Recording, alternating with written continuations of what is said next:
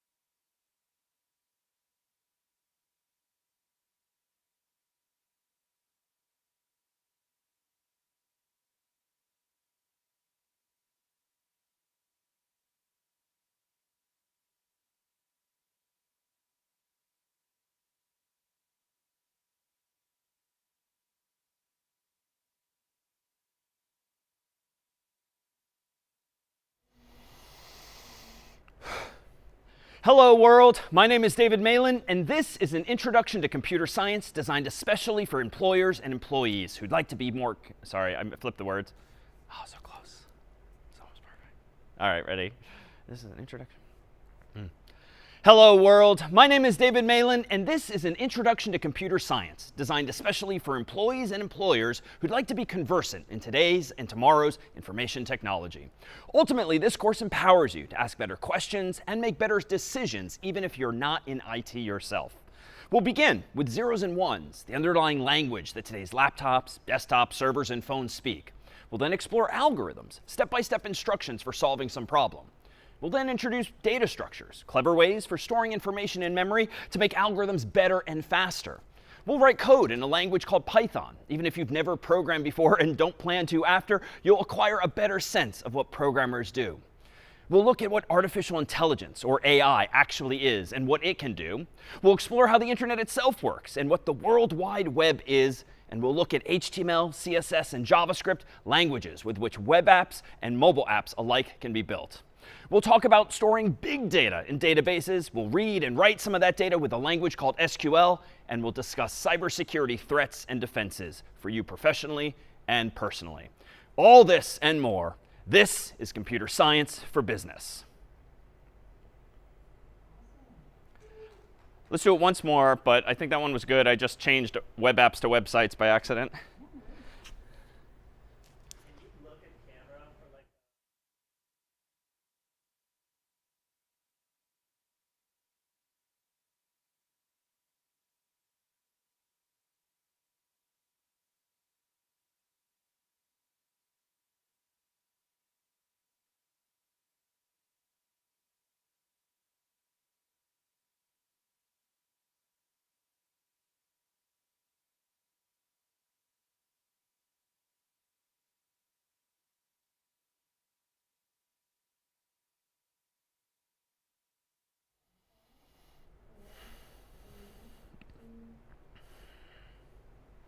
Hello world, my name is David Malan, and this is an introduction to computer science designed especially for employees and employers who'd like to be conversant in today's and technology. Sorry. So close.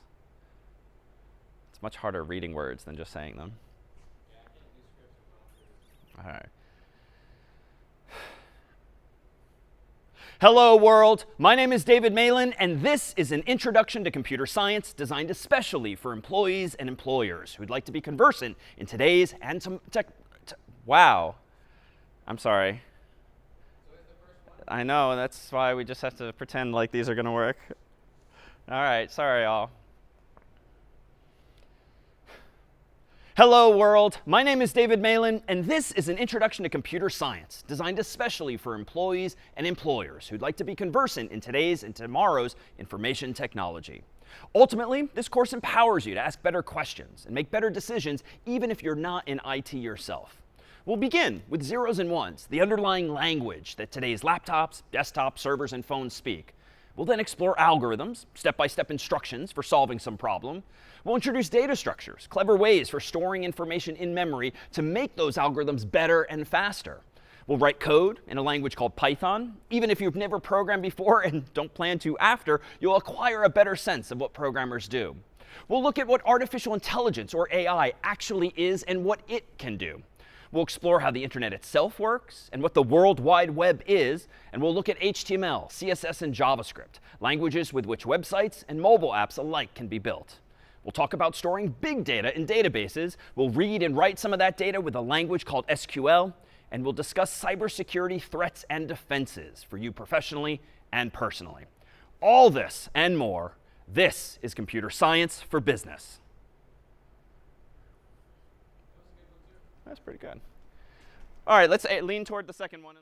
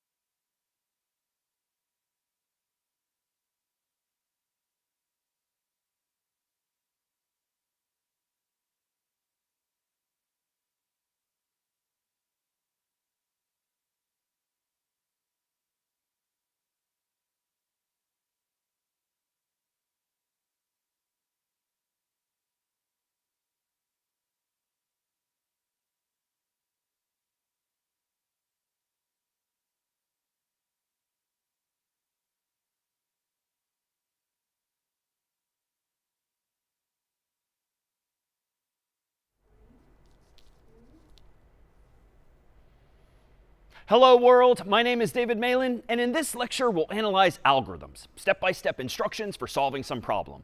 And among today's problems, searching, sorting, and more with CS50's own Doug Lloyd. Awesome.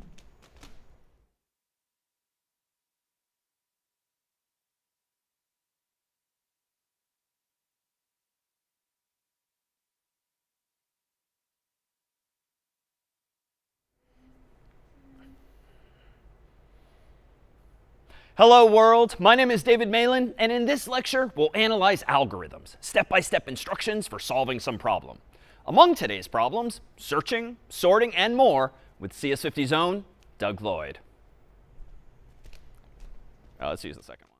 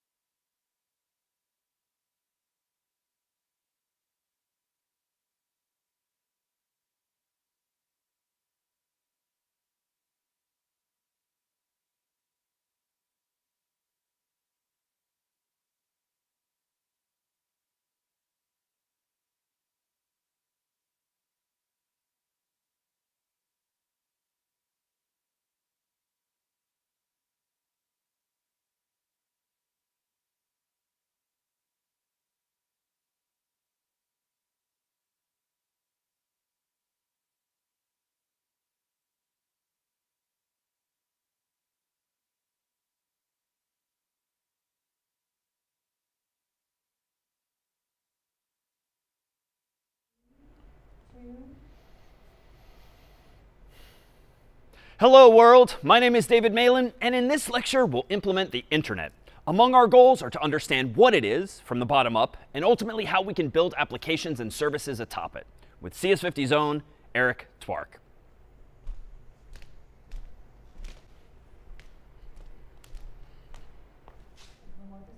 Yep. All right, whenever you're ready. Hello world, my name is David Malan, and in this lecture we'll implement the internet. Among our goals are to understand what it is from the bottom up, and ultimately how we can build applications and services atop it, with CS50's own Eric Twark. That was better.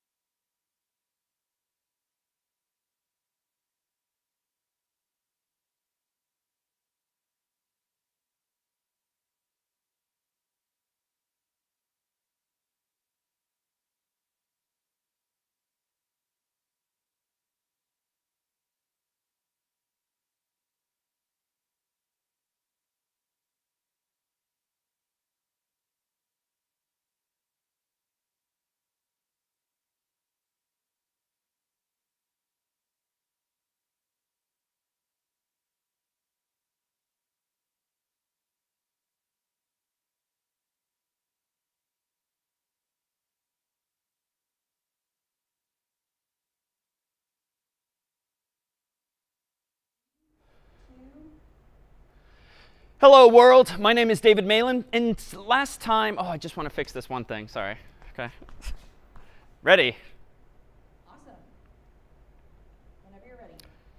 Hello, world. My name is David Malan, and last time we implemented the internet. Today, we're going to weave a web on top of it. That is to say, the World Wide Web, or web for short, is really just a service that takes for granted that there is an infrastructure like the internet that can get data from point A to point B. But what we're going to focus on today is exactly what that data is that's traveling between web browsers and web servers. Now, you can think of that process as being akin to sending an old school letter in the mail. On the outside of the envelope, you might put, in the technology world, the IP address of the recipient, as well as a TCP port number that specifies the service that you're requesting, perhaps 80 or 443 for the web. And you might even have some kind of sequence number that allows the receiving server to keep track of just how many packets you intended to send and whether it's received all of those. Meanwhile, on the inside of this envelope can be any number of messages, but when we're talking about the web, it's going to follow a specific format. Recall that web browsers and web servers speak a protocol, a convention called HTTP, Hypertext Transfer Protocol, that essentially just governs what the messages inside of these envelopes must look like, both from the sender and from the receiver in response. So for instance, inside of the sender's envelope might be a message like this: get /, which indicates the root of or the default folder in a web server, the following using the protocol HTTP version 2. Specifically, get that from www.newyorktimes.com in this particular case. Now, if the New York Times web server were to receive a message like this, it would then prepare an envelope of its own, ideally containing all of the day's news, its homepage, so to speak, and send that back to the original sender, that is your or my browser. What's inside of that envelope? Well, a message that's even more arcane that looks a little something like this: an acknowledgement that the protocol in use is indeed HTTP version 2,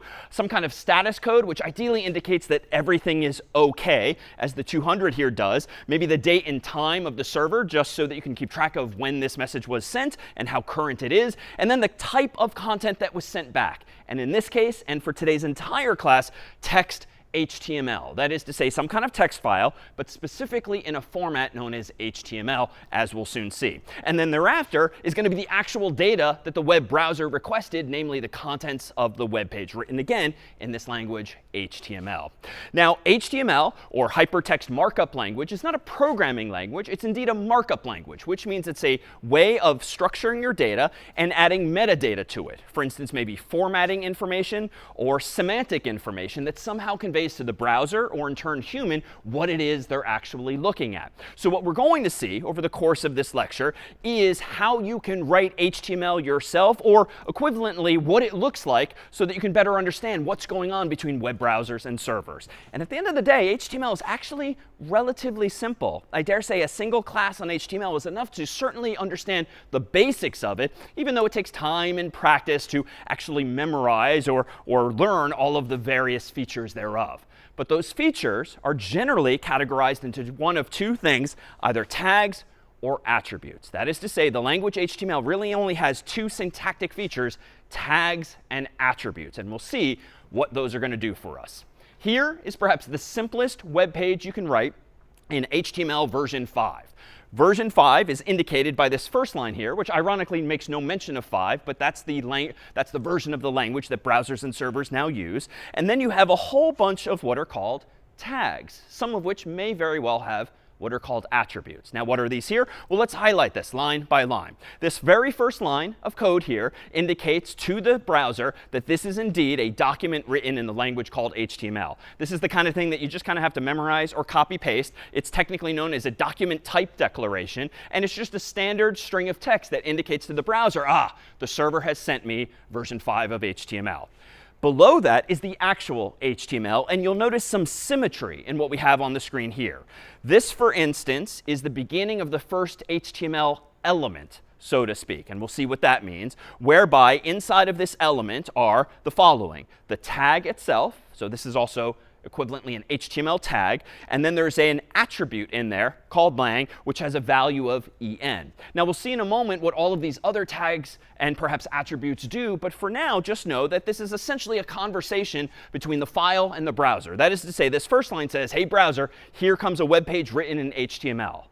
Attributes modify the behavior of tags to give a little more information to the browser. For instance, as you might have inferred, lang, which is short for language, indicates to the browser that the language in which this web page is written is in fact EN or English. Now, lang is standardized. That's an attribute that you must spell as such. You can't say language. You have to follow the specification itself, which says LANG is the attribute's spelling. The value herein is standardized too, using typically 2 or even 3 character codes that indicate what language is apt. And then below this, we'll see, is yet another tag, and so forth. But there's going to be a pattern that emerges. This says to the browser, hey, browser, here comes the head of the web page. And the head is really just the tippy top of it. It's like everything you might see in the tabs at the very top of the screen, but not much else.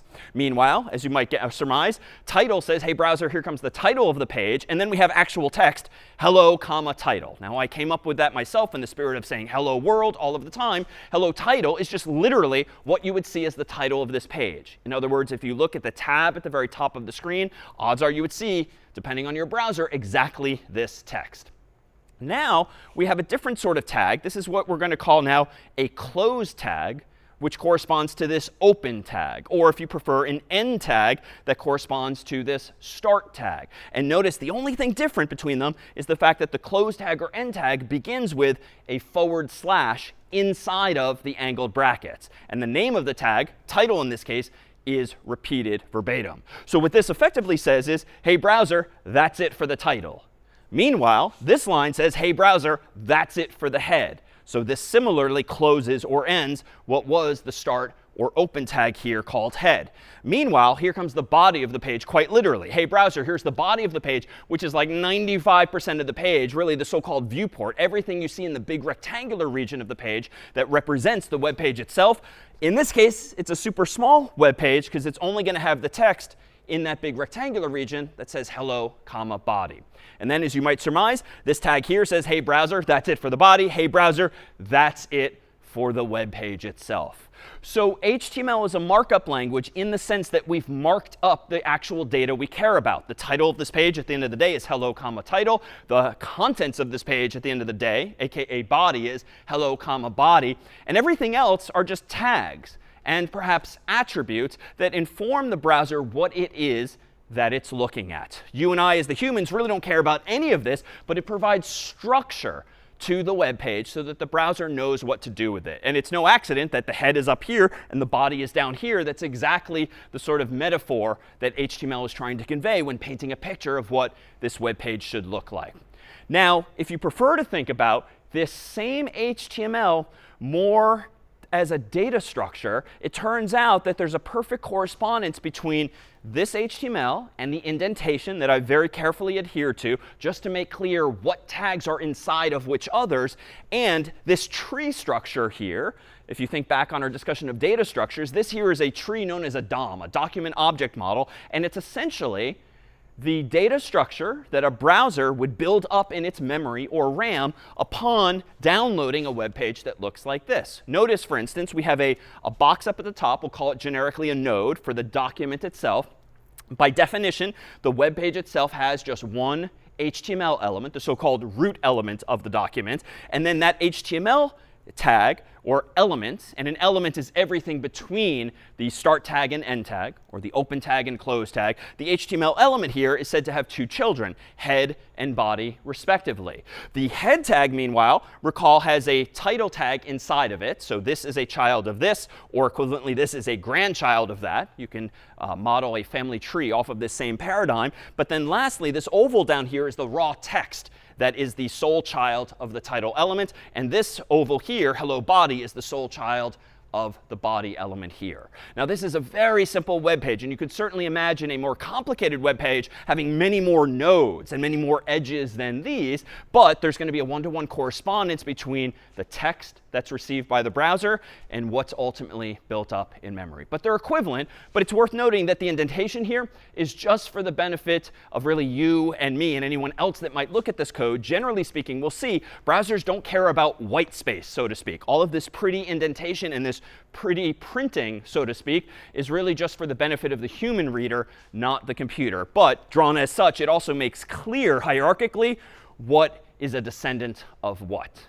in this case. So we have HTML at left, and we have the DOM, or document object model, here at right. So where does this HTML go? Well, recall from last time when we were implementing the internet that we looked ultimately at the format of URLs in our discussion of HTTP.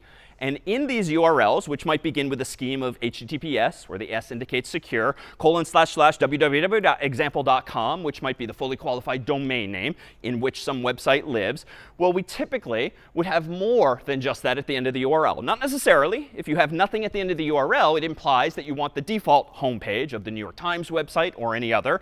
In this case, though, we've explicitly noted that we would like specifically to access from the server a file called file.html. Now, it could be called anything. In fact, a default name is commonly index.html, but we've called this one file.html to make clear that it's indeed literally a file on some server, specifically at www.example.com out there on the World Wide Web.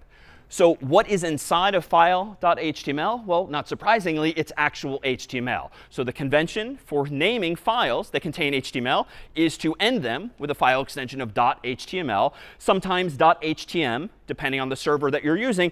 But nowadays, it's not even necessary technologically for URLs to end with .html. You can actually hide the file extension altogether via any number of techniques.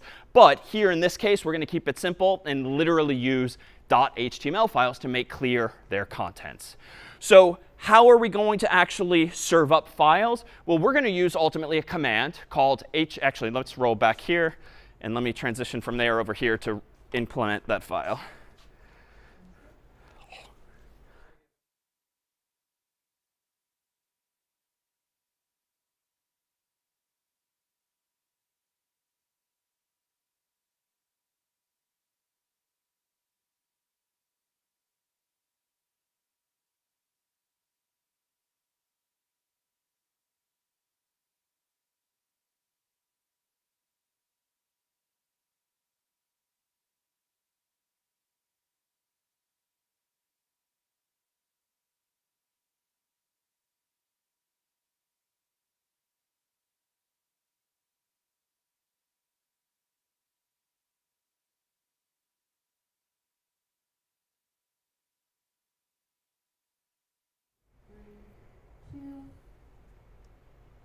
In fact, let's go ahead and pull up VS Code or Visual Studio Code and create a file containing exactly those contents we saw a moment ago. So here in VS Code, I've got the same setup that you might recall from our discussion of Python. At the moment, it's preloaded with a bunch of files I created in advance so that we have some examples ultimately to work through. I'm going to go ahead and simplify my interface a little bit, though, and hide my activity bar at left. And for now, I'm going to go ahead and hide my File Explorer so that all we're left with here is my terminal along the bottom of the screen, and then room for some code tabs or editors along the top. And what I'm going to do, as we did with Python, is run the command code, which is simply VS Code's way of creating a new file. And I'm going to specify code of hello.html. Now, I'm going to go ahead, just to give us a little more room, and hide my terminal window, but it will eventually be back. And I'm going to go ahead and code up my very first HTML page. Now, again, I'm not programming per se, but I am writing code. It's just that HTML, as we'll see, does not have the same kinds of features that Python had, like functions and loops and conditionals and the like. We'll see that HTML is indeed a markup language that describes the data inside of the document. It doesn't provide you with programmatic control. However, toward the end of this lecture, we'll introduce an actual programming language called JavaScript, which will give us back some of that same functionality. All right, here we go. In a file called hello.html, I'm going to do open bracket, exclamation point, doc type, space, HTML, close bracket, so to speak. Going to give myself a couple of blank lines. And now I'm going to say open bracket, HTML, lang equals en, since that's what this particular web page will be in. You'll notice that somehow magically /HTML appeared on its own inside of angled brackets too. That's just because VS Code, as a text editor, and also like an integrated development environment in IDE, is trying to save me time by trying to anticipate where we're going with this and auto-completing some of my thoughts. I'm going to go ahead then and hit Enter. And you'll also notice that the cursor has been automatically indented, just as with Python, 4 spaces, because it's presuming that I'm going to want to put something inside of this element called HTML. All right, let me go ahead and open another tag, the head tag. It too was just auto-completed, so I'll hit enter to move my cursor down. I'm going to go ahead now and do open bracket title, close bracket. And then inside of the title element, I'm going to do hello, comma, title, as before. I'm going to manually move my cursor down below the close tag for the head element here. And now I'm going to open up a new tag, open bracket, body, close bracket, and then move my cursor down, and in there do hello, comma, body. So at this point in the story, all I've done is recreate exactly the file that we saw on the screen earlier. So it's going to automatically save. So it'd be nice to now look at this web page. But how? Well, at the moment, because I'm using a cloud-based version of VS Code, I'm already using a web server somewhere on the internet. However, that web server, by default, like most web servers, is running on some common TCP ports, namely 80 and 443 for HTTP and HTTPS respectively. Therefore, I can't really view my file at that same URL because that URL is what's providing me with the cloud-based version of VS Code. But herein lies the value of those same TCP ports. Even though this might be unconventional, it's actually very commonly done when implementing websites as a developer. You can use really most any other TCP port you want just temporarily while developing your site so that you can serve up web pages really on your own private web server using the same physical server but on a different TCP port, which is indeed precisely the point of having on the outside of those virtual envelopes specific port numbers per services. So what I'm going to do here is I'm going to go ahead and open up my terminal window again. The last thing I ran, recall, was code of hello.html. And notice at the moment that for today's class, I've revealed a second tab in my terminal window. This one is specific to the cloud-based environment I'm using. Port 1337 happens to be in use already, and that's a TCP port that this cloud-based environment is already using. But what I'm going to do is go back to my terminal, and I'm going to go ahead now and run http-server, and then enter. And we're going to see a whole bunch of output on the screen, followed by a prompt to open in browser your application running on port 8080. So by convention, I've chosen 8080 as the TCP port that I want to use. I'm going to click open in browser, and you'll see now a listing of all of the files in my account in the cloud. Now, there's way more files than I just created because I literally created just one file. All of these other files are the ones that I prepared in advance of class so that we can walk through some pre-made examples just to save on some keystrokes. But down here is indeed hello.html, which is the file I just created among all of these others. So what you're seeing here is a directory index, so to speak, a listing of all of the files in my cloud account. However, you're seeing them hosted on a different TCP port, specifically 8080. And in fact, if I go back to my other browser tab, in which VS Code still is, you'll see under the ports tab next to my terminal that, not only is port 1337 open, so is port 8080. Now, this is not a detail that you'll necessarily see on your own Mac or PC if using VS Code on your own Mac or PC. But if you do use a cloud-based programming environment like this, which is increasingly common, you'll find something very similar to this exact setup. And indeed, for this particular course, you'll see precisely this setup, unless, again, you decide to use locally VS Code on your own Mac or PC. But for now, what I'm going to go ahead and do is go back to my terminal window. I'm going to create a second terminal window, in fact, by clicking this plus icon, just so that I can leave that command, http-server, running really in perpetuity, because I want to constantly, during this class, be able to pull up web pages that I've created. But I've got a second terminal now that I can still type commands at, like code, when I want to open or create other files. All right, so let's now go ahead back to my second browser tab where I see the directory listing of everything in my folder. I'm going to click specifically on hello.html.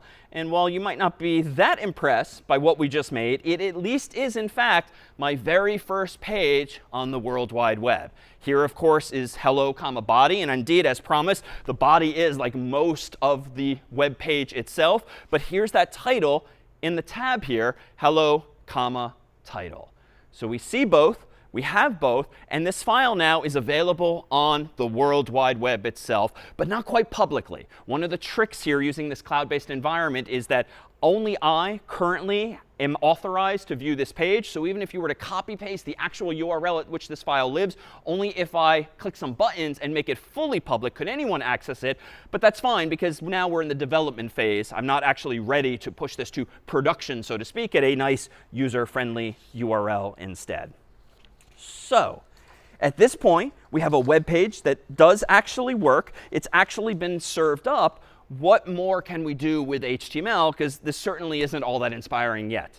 But indeed, any page you visit on the internet nowadays looks a little something like this, even though it probably has many more tags and many more attributes. In fact, why don't we take a tour through some of the possibilities? Let me go ahead and close hello.html. Let me go ahead and open up a file I created in advance called paragraphs.html, which looks a little something like this. I'm going to hide my terminal window just so that we can see a bit more of it. And you'll see that at the top of the file, as before, we have our document type declaration. This time, on line 3, we actually have a comment I wrote in advance just to remind you and me what this file is meant to demonstrate. And we have here demonstrates paragraphs. All right, well, what does that mean? Well, it turns out in HTML, if you want to have paragraphs of text, you have to convey as much to the browser.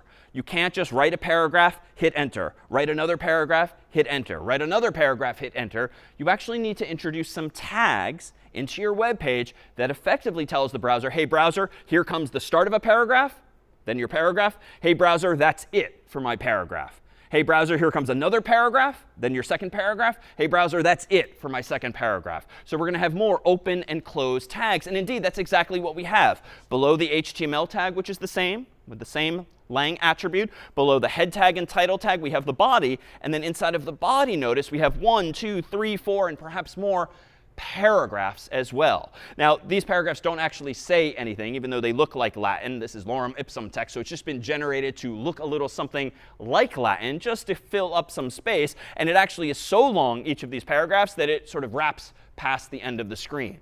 But notice here, we have open bracket p close bracket, which is short for paragraph. Then we have almost the same here, open bracket / p close bracket, which again just means to close the previous open tag as well. And that repeats with different paragraphs of text. So what actually does this look like? Well, let's go over to our second browser tab. I'm going to hit the back button so we can go back to that directory listing, which has every file therein. Let me scroll down to the one in question here called paragraphs.html. And voila, there are our paragraphs of text, albeit nonsensically. Here, though, we do have some paragraph breaks. You'll see the white gaps vertically between each of those paragraphs. And that is because the browser knows about the p tag for making paragraphs and formatting them in this way.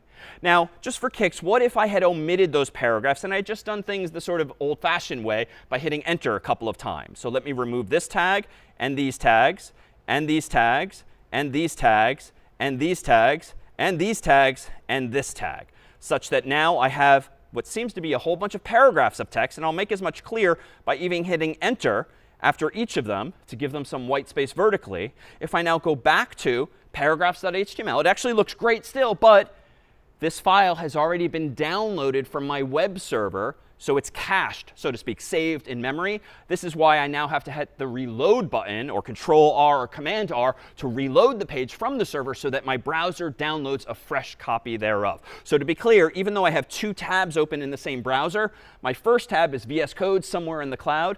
My second tab represents the browser trying to access files from that cloud-based server. So here we go. If I go ahead and click my browser's reload icon, now it's just one big blob of text. All of those paragraph breaks seem to have disappeared altogether. So suffice it to say, I need those paragraph breaks explicitly. So I'm going to undo all of those changes we just made, which is to say that HTML at the end of the day is pretty pedantic when it comes to prescribing how you represent your data using this markup language.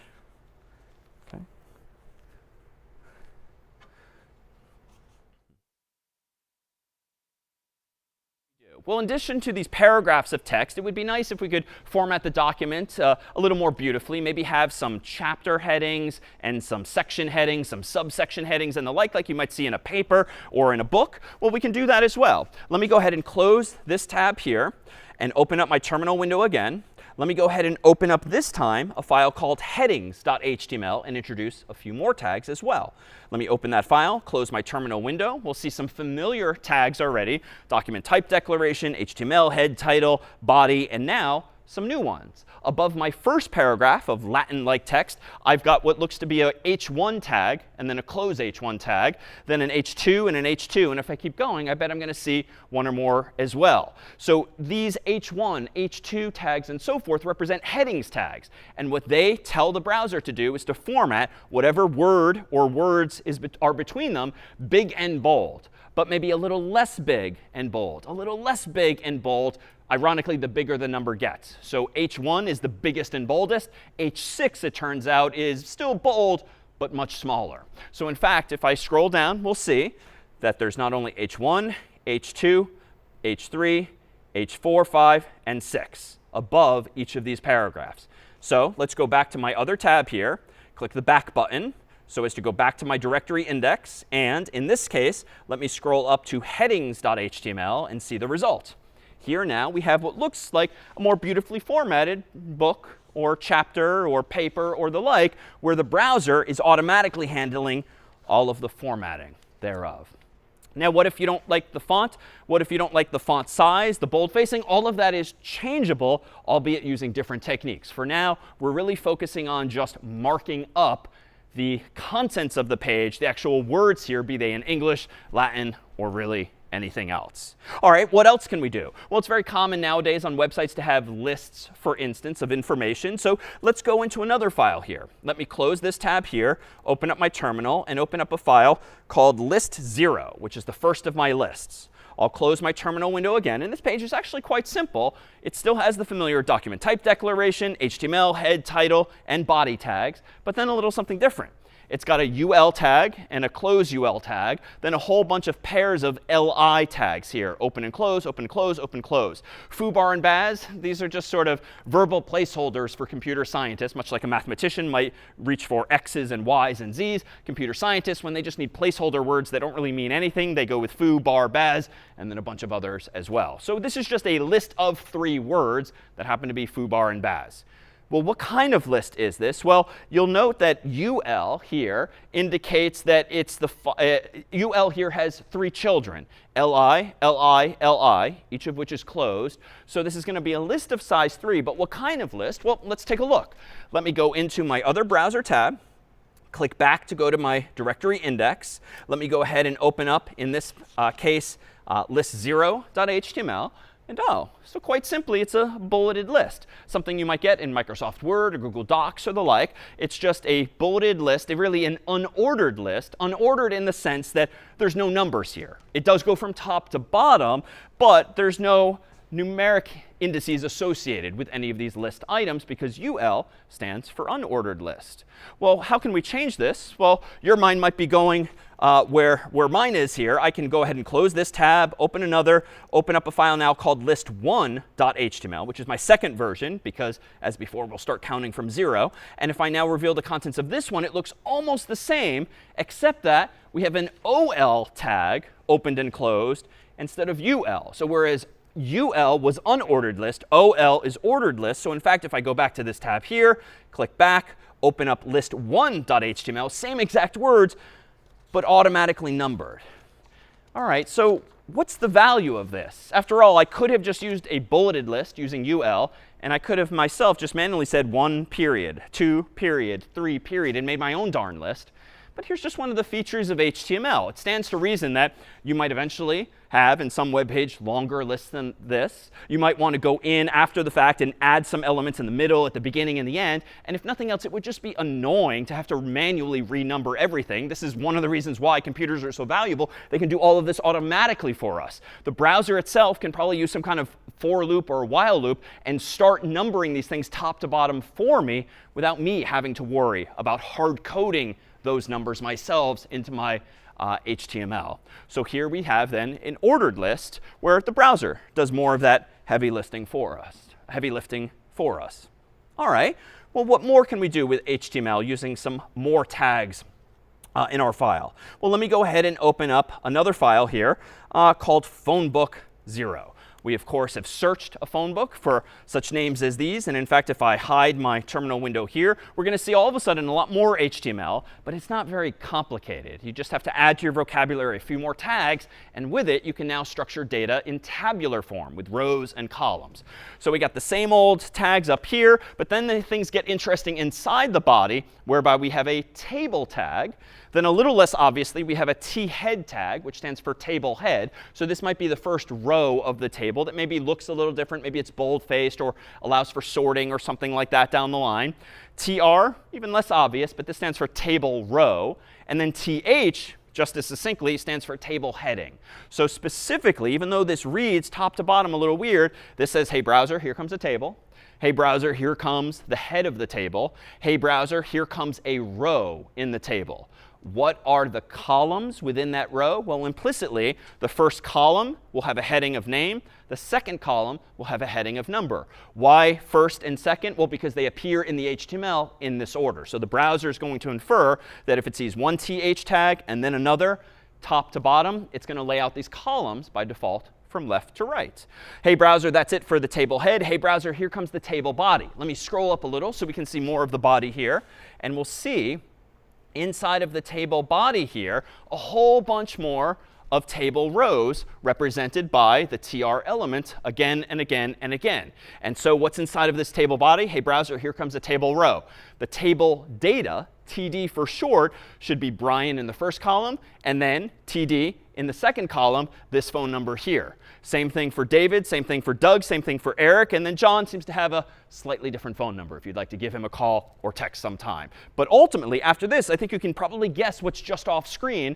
If John's row has just begun and has two table datas, yep, there is the close table row, there is the closed table body, there is the closed table, the closed body, and the closed HTML. So it's a much bigger file all of a sudden, but it's not all that much metadata. It's not all that many tags that are, sorry.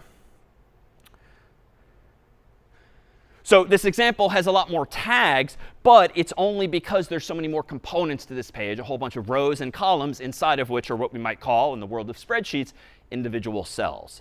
Now, it's a little strange to think about your rows and columns in this indented HTML format. So let's go back to my other browser tab.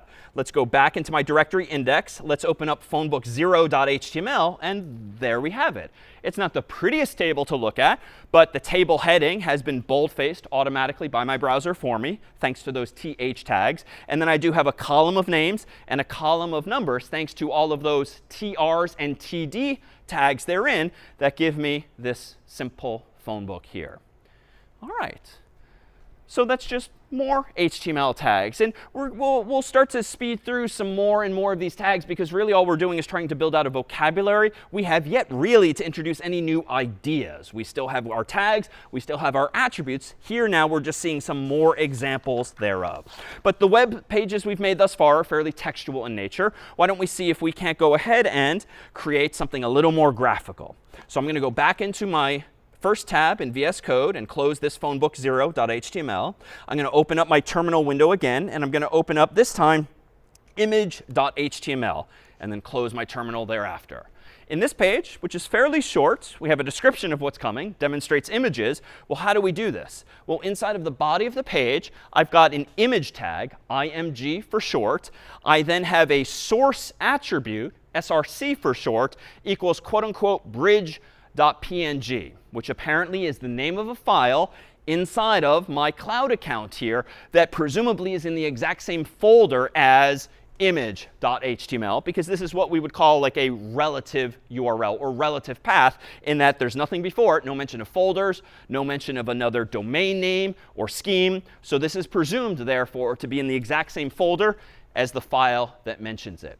Now, this is the first example where we've seen an HTML element that has not just one, but two attributes, in this case, we have not only source, which is going to be the source of the image, that file there, we have alternative text, ALT for short, which is good for accessibility, which is good for slow connections. Why? Well, for instance, someone with a screen reader on their computer could actually have these words, Harvard University, read aloud to them by that software. And indeed, if you're on a slow connection and the image hasn't quite downloaded yet, you can at least see the words Harvard University before you actually see what I would imagine is going to be a photograph of a bridge at Harvard.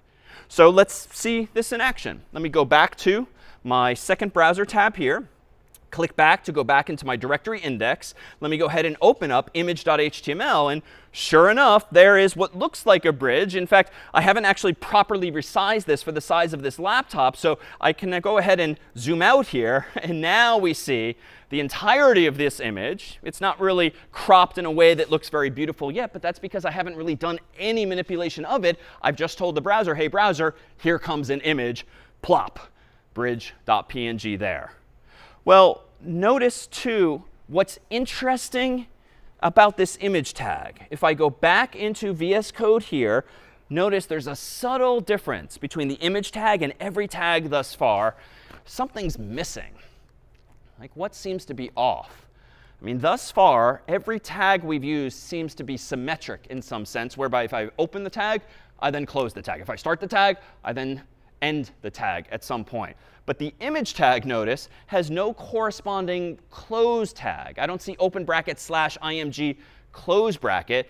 But that's actually OK. Because it turns out, just sort of semantically, like an image can't really start at one point and then eventually end. Like the image is either there or it's not. So it would be sort of silly if you had to close the image tag. Certainly it would be weird if you started the image tag here and then like closed it later on down there. Because how could you put something in the middle of the image? You can't. That's just not possible by design. So it turns out that there are some empty elements in HTML, which is to say they don't require a close tag. Now, there are variants of HTML that actually do have you specify a close tag nonetheless, or put a slash inside of those angle brackets nonetheless. But that's not necessary. And in fact, we'll keep it simple and omit those unnecessary syntactic details and just claim that the image tag can stand alone in this way. So it's a little bit different from everything else thus far.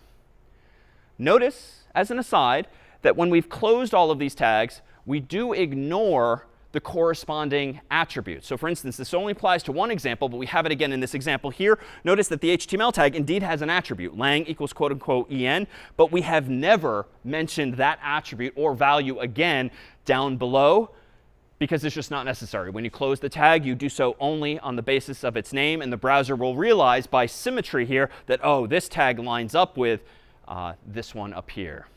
Now, another word, though, on these attributes, to tie it together to discussions past. This lang is the attribute. This en is its value. By convention, we've got double quotes. You could use single quotes if you prefer, especially if there's words in the value with spaces therein. But this is just another example of key value pairs. And we've seen this before in our dictionaries. We've seen this before in Python and data structures more broadly, this notion of key value pairs. HTML's approach to key value pairs is in the form of these attributes and their value. So here, too, there's not really a new idea. It's just incarnated here with a slightly different syntax than we've seen before.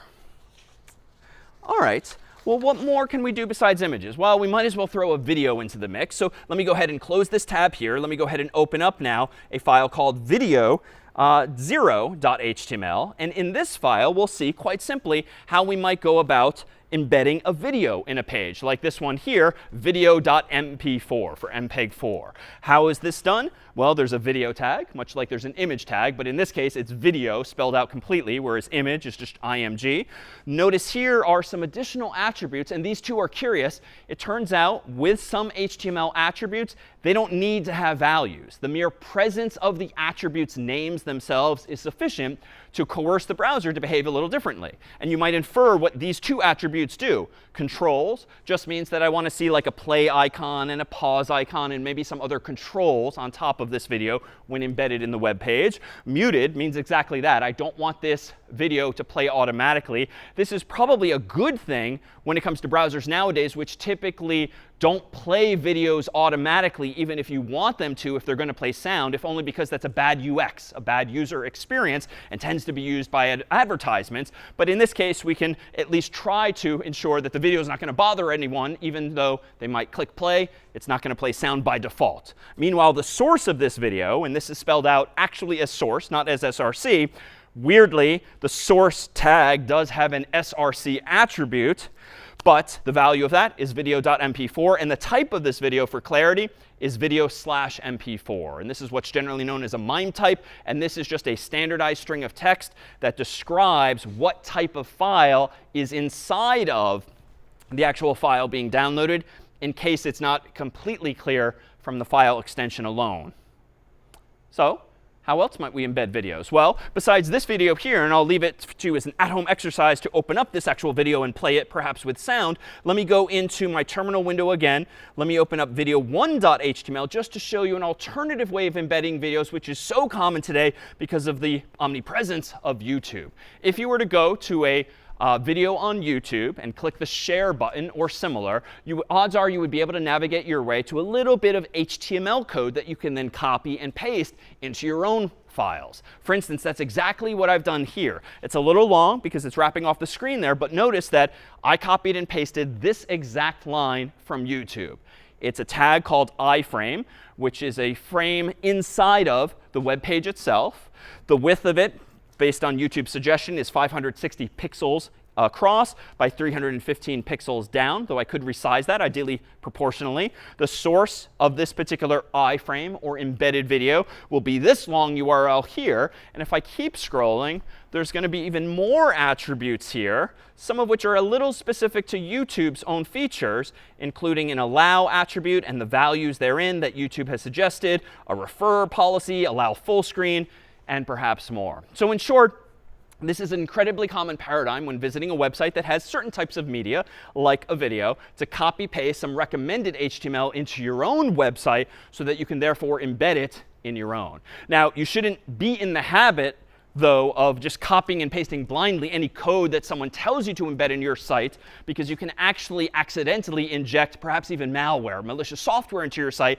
Not so much if it's an iframe like this, most likely depending on your settings, but if it's in fact a chunk of JavaScript code, more on that in a bit, which could actually change aspects of your page that you don't actually intend. So I would beware when doing this, but it is nonetheless a feature, and a popular feature at that. And I'll leave this one too as an at-home exercise if you'd like to open up in your browser video1.html and see how the video embeds. But not all URLs are of this form here, ending in file.html. In fact, it's, dare say, more common for URLs to look a little something, darn, sorry, out of order.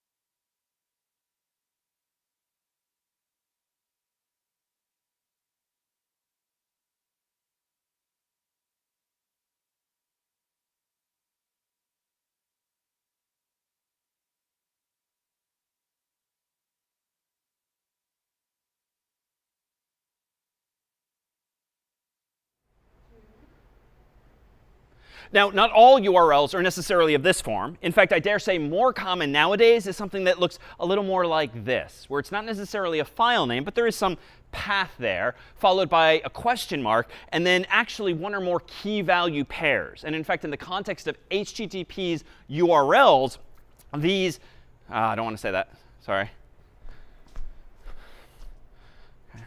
Ready? Yes, whenever you're ready. Now, not all URLs necessarily look like this. In fact, I dare say it's more common nowadays for URLs to look a little more like this, where there isn't an explicit file name, but instead some kind of path followed by a question mark, followed by one or more key value pairs. And in fact, these key value pairs are the same idea that we've seen in data structures as we saw just in HTML, but the format within URLs is a little bit different. It's literally key equals value instead of, for instance, shoot. Nope, let me just do that again, then we'll move on. OK. Now, it's not necessarily the case that all URLs are going to be of this form. In fact, I dare say it's more common to see URLs that look a little more like this, where you don't see an explicit file name, but instead you see some kind of path followed by a question mark, and then one or more key value pairs, the key and value of which are separated by an equal sign. And in fact, if there's two or more, you would then have an ampersand and then the second key and value respectively. And that process can repeat for longer and longer URLs.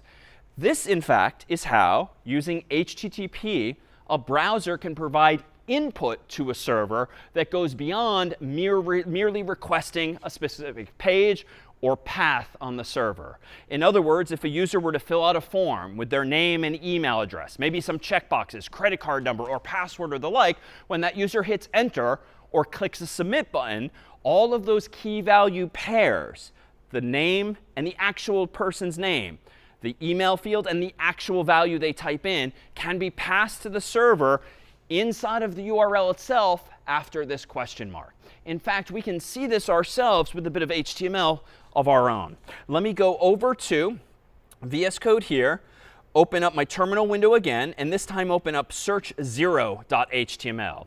This, too, is not a large file, but it does introduce a few more tags and attributes as well. In fact, inside of the body of this page, we have now a form tag, which has two attributes, one of which is action, the other of which is method. Now, in reverse order, the value of method here seems to be quote unquote get.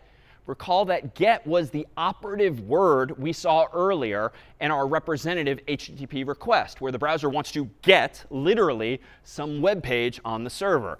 This indicates to the server that it's indeed going to use that same get method or verb.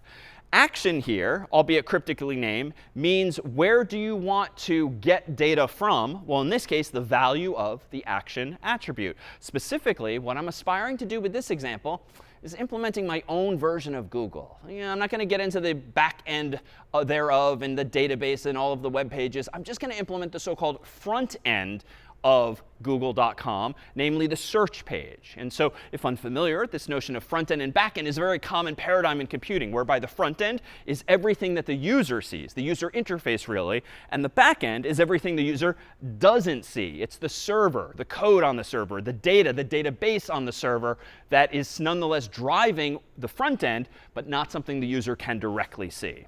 Now, what's inside of this form element in between its open and close tags? Well, we have two input tags. And notice these input tags themselves have a couple of attributes. Name equals quote unquote Q. That is to say, this input is going to be like a little text box. And I know it's text because of the second attribute, whose type equals text. And the name of this text box is going to be Q. And I know to use Q simply because for all of these years, Google.com, thanks to Larry and Sergey back in the day, decided to standardize the name of their text box as Q, short for query. So if I want to implement my own front end for Google, I have to adhere to their same standard. So I'm giving my text box a name of quote unquote Q. Meanwhile, the second input here is of a different type, namely a submit button. So the mere fact that I've typed type equals quote unquote submit is going to turn this second input for this form into a clickable button instead. And the value of that button, that is the label on it, is going to be Google search. So let's see the end result here. If I go back into VS Code and open up my other tab, click back to go back to my directory index,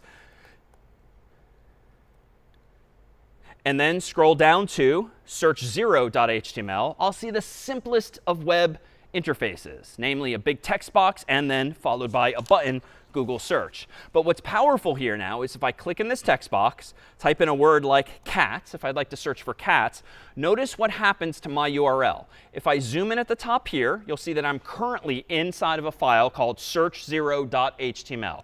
Or rather, that is the file I've requested from the server and the browser has rendered. As soon as I click this button here, Google search, watch what happens up top. All of a sudden, the URL in the browser changes to https://www.google.com/search, which, recall, was the value of the action attribute of my form tag. Meanwhile, if we go back to the second tab and again zoom in up here, you'll see that following /search, the so-called path on the server, is a question mark, which says, hey, server, here come the key value pairs, otherwise known as HTTP parameters, the first of which is Q, the value of which is cats. And that's why I see here the Wikipedia page for cat, and if I scroll down, even more search results about cats. Now, what more can I do besides this? Well, I could go back into my previous form, and you'll notice that this isn't very user-friendly at the moment. In fact, if I reload here, I have the sorry, let me fix this. Now, if I go back here to search 0.html, you'll see that this isn't the most user-friendly form. In fact, if I want to search for something else, I have to, again, click in the box and delete, delete, delete to get rid of everything I've typed.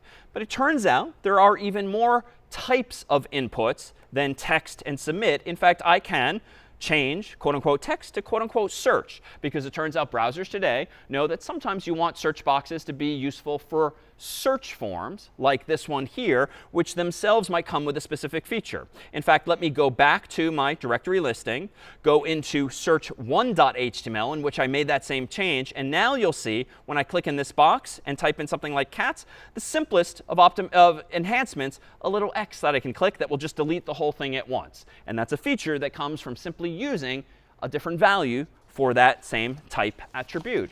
I can do more things here. In fact, let me go back into VS Code here, close search 0, open up not search 1, which we just saw in action, but search 2.html, and you'll see a few more attributes on one of these inputs. For my first input here, which notice still has a name of Q, this time, though, a type of search, notice that I've added a few other attributes as well.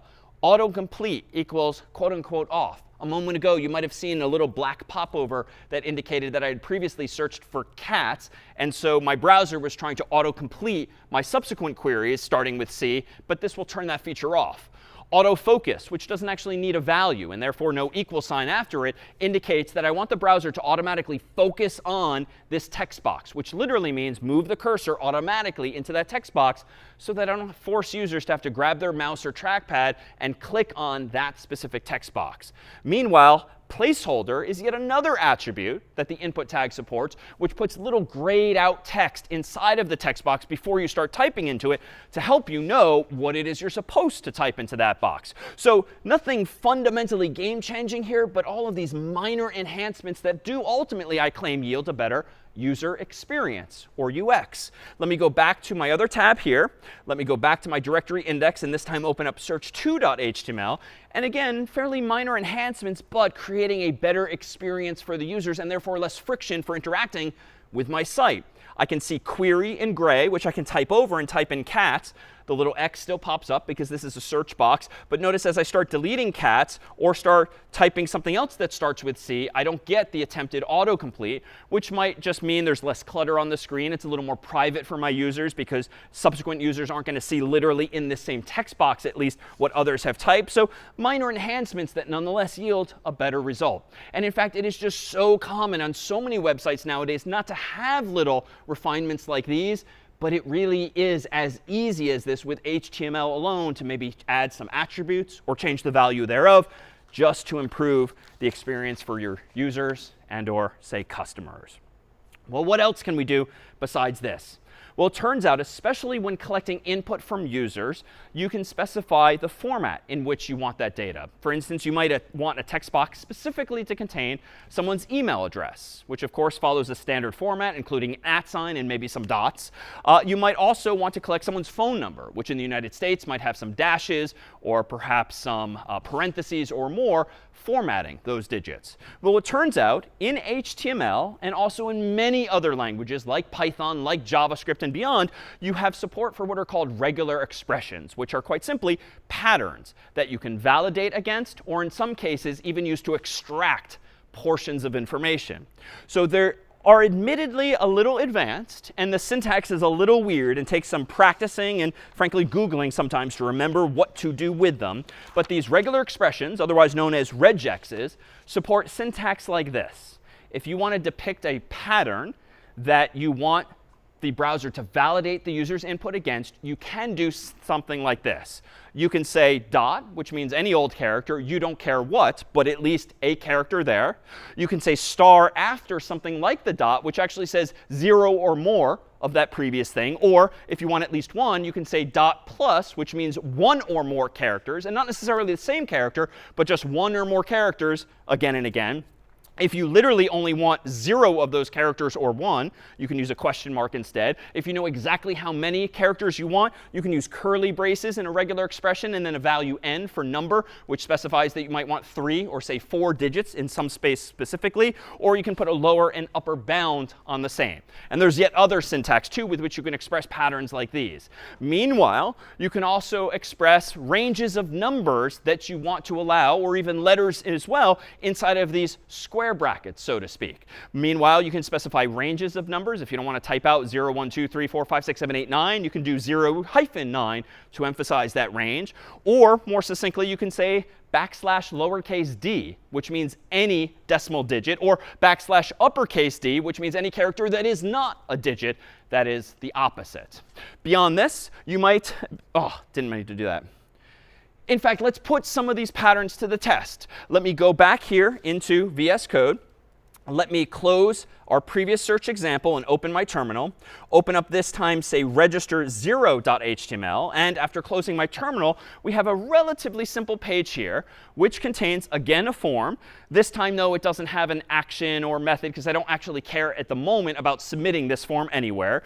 But I do have an input tag here. Autocomplete is off. Autofocus is on. The name of this text box shall be phone. And the pattern to which the user's input must adhere is apparently this. And before I spell it out, consider what this might represent based on what we've seen. \lowercase d meant any digit, 0 through 9. Curly braces 3 means give me 3 such digits, not necessarily the same, but any 3 digits. Then give me literally a hyphen. Then give me 3 more digits, not necessarily the same. Then give me literally a hyphen. Then give me 4 digits. And at least in the United States, this is one way of formatting a number. Number, number, number, dash, number, number, number, dash, number, number, number, number. 10 digits in total, formatted exactly like this. The rest of this line is familiar. If I scroll to the right here, the placeholder that I chose to give this particular input is just a visual cue to the user as to what format I expect. Meanwhile, below that, I have an alternative to an input element that had a type equals submit value. It turns out nowadays you can also have button elements that don't even need a type equals submit attribute and value if you intend for that button to be used in the same way. So the end result of this, if I now go back to my other browser tab, go back into my directory index and open register.html, is a very similar form, but one that's prompting me to type in an actual number. But here's the rub. If I don't cooperate here and type in a number in precisely that format, and instead I do something silly and nonsensical like type in cat, if I try now to submit this form, even though there's no action attribute, so who knows where it's going to go, I click register, my browser will admonish me, the user, saying, please match the requested format. Now, this is just referring back to, of course, the placeholder value I have here, or I could maybe describe it somewhere else in the page, but you're gaining a little bit of client-side validation now as a result. Rather than relying on the user just to hopefully cooperate, the browser can, at least to some extent, enforce the same. Now, what if, by contrast, we wanted to collect not a phone number but an email address? Well, we can do that too. Let me go back into VS Code, open my terminal, open up register1.html, and reveal this. And this is a rough attempt at a pattern or regular expression for email addresses down here. Pattern equals, quote unquote, the following. Dot plus, which means one or more character. Doesn't matter what character or characters, but I need at least one character and maybe more. Then literally an @ sign. Then dot plus, which again means one or more characters, whatever they are. Then in this case, a backslash dot. And this is a little weird, but backslash is often used to escape characters that might otherwise have some special meaning. So in this case, backslash dot means no, I don't mean any one character, which up until now that dot or period has represented. I mean literally a period right here, a dot in the email address. So this is a way of reversing the effects of having standardized on a dot representing sort of a wildcard character. When you want literally a dot, you got to undo that meaning by using, in this case, a backslash. And then the implication here is that I only want to accept email addresses that end in .edu. Now, it turns out this is only a rough attempt at an email address validation. Turns out email addresses are much more complicated than this and might actually have more characters to standardize. But this is a rough attempt at the same. So in fact, if I go into this version in my other browser tab, going back into my directory index and opening up register1.html, and suppose I'm a little lazy and I just type Malan at Harvard and click register, well, there too I'm going to be admonished to match the requested format, which ideally I would spell out in a placeholder value or perhaps in some text elsewhere on the screen. Now, it turns out I don't need to figure out what the pattern is for an email address, especially if it's such a common scenario. So in fact, let me go back to VS Code here, open my terminal, and open the last version of register, register2.html. And you'll see you don't even need sometimes to use patterns if they're just common paradigms that you want to validate against. I can just change the type of this input from text, say, to email, quote unquote. Now, what does this give me? Well, it means that the browser will automatically use this regular expression, which I dare say is incredibly hard to read and probably impossible to memorize, but baked into browsers nowadays is this or similar regular expression that's more complicated than we'll spend time on here. But this just kind of hints at how sophisticated email address validation can be and why it's in fact best then to leave it to the browser and not necessarily your own patterns. That is not to say that regular expressions are not useful and powerful, but you don't necessarily have to resort to them. In fact, when there's common cases like emails as well, you can use some built-in functionality. But there is a catch here. And in fact, let me go back into register1.html, which is requiring that I provide a specific format of email. I'm going to go ahead and reload the page just to clear out that form and point out that client-side validation, like I've been here preaching, is really not sufficient. Why? What have I done? Well, it turns out that by adding these attributes to, say, the input tag, I'm telling the browser that you should validate this against this pattern and prevent the submission of the form. But the problem fundamentally with web pages is when a browser requests one from a server, they download effectively the contents of that HTML into the browser's memory or RAM, where they maintain their own local copy or cache thereof. At that point, though, all bets are off. The user who has accessed that web page and has downloaded it effectively to their own Mac, PC, or phone is certainly free to change that HTML if they so choose. And if they have the technical savvy, it's not all that hard to do so. In fact, it's so easy because browsers today typically have built into them what generally are called developer tools. That is, features that you and I, as typical users, might not necessarily know about, care about, or use. But software developers, web developers, might actually use these quite heavily. So what do I mean? Well, for instance, if I go back to VS Code here and open up my second tab after that, where I have the register1.html page, you might know already that you can do any number of things by right-clicking or control-clicking on a page. For instance, in this case, I'm using Chrome.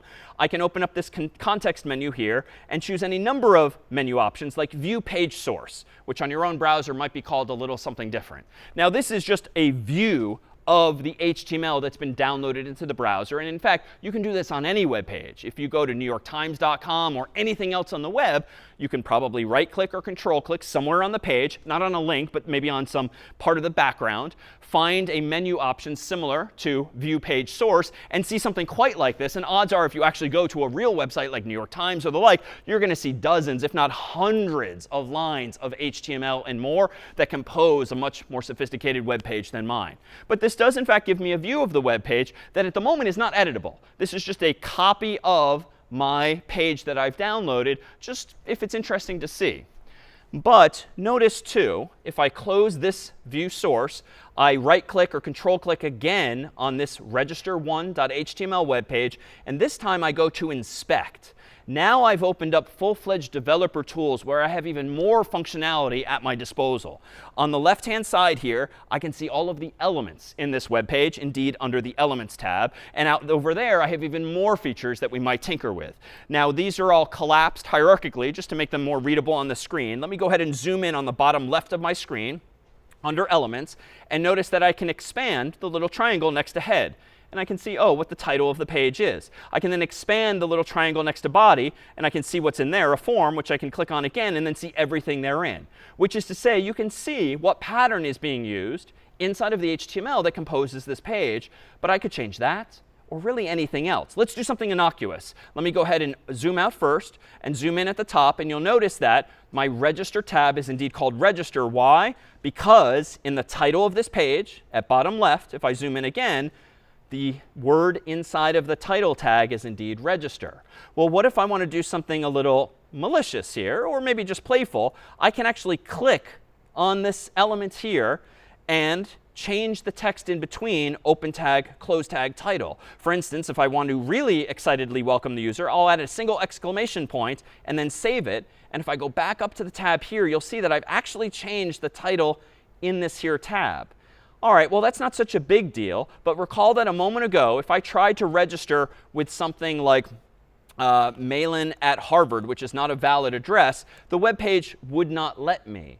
However, if I go down to the elements here and I click on this, I can, if I want, just highlight that pattern, delete it altogether, save the new HTML, and now that client-side validation is completely gone. Which is to say, if I now click register, I am not going to be warned by the browser. Now, we won't really see an interesting effect here because, again, I don't have an action value, so I'm not going to send this form to any interesting site. But if I were to click on the register button now, it would not care what value I've typed in. I could do Malan at Harvard. I could use a .com address, .net address, .uk address, or anything else.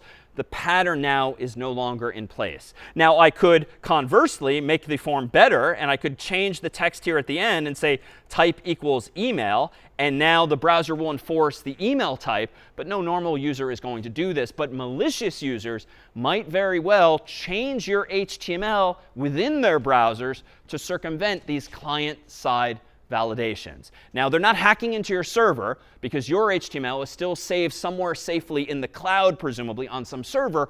However, again, when a browser visits a website via its URL, it gets a copy of that HTML in its own memory. In fact, it's loaded into that tree structure that we described earlier as a DOM.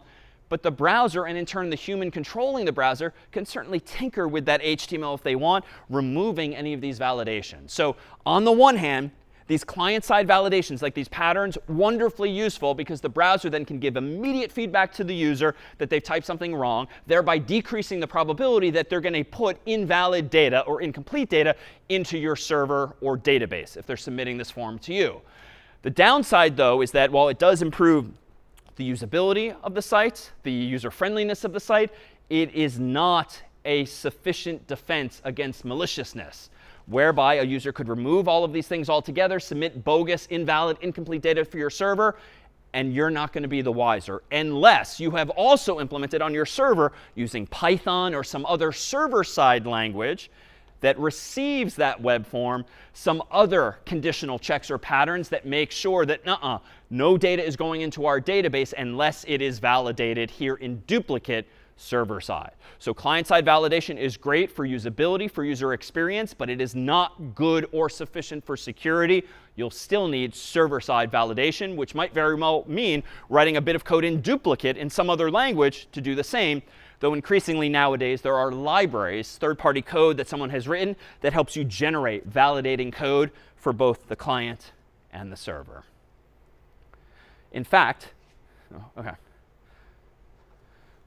one more tool that's worth knowing, not only your own browser's tools, but this URL here, validator.w3.org, is a simple but useful website into which you can actually copy and paste HTML that you've written in order to validate its correctness. That is to say, to make sure that all of your tags that have been opened have been closed, that all of the tags that you've written are in the right place, and so forth. It can help you suss out security vulnerabilities like we discussed just a moment ago between client and server-side validation, but it can at least ensure that your HTML is correct as written and not therefore syntactically invalid in some way. But with HTML alone, all we have is the ability to structure our data in web pages into the head, to the body, and everything therein, to actually now begin to stylize things by changing formatting and font sizes and colors and more. We need yet another language, which we'll soon see is called CSS, for cascading style sheets. Let's take a short break, though, and return with this second of our 3 languages today.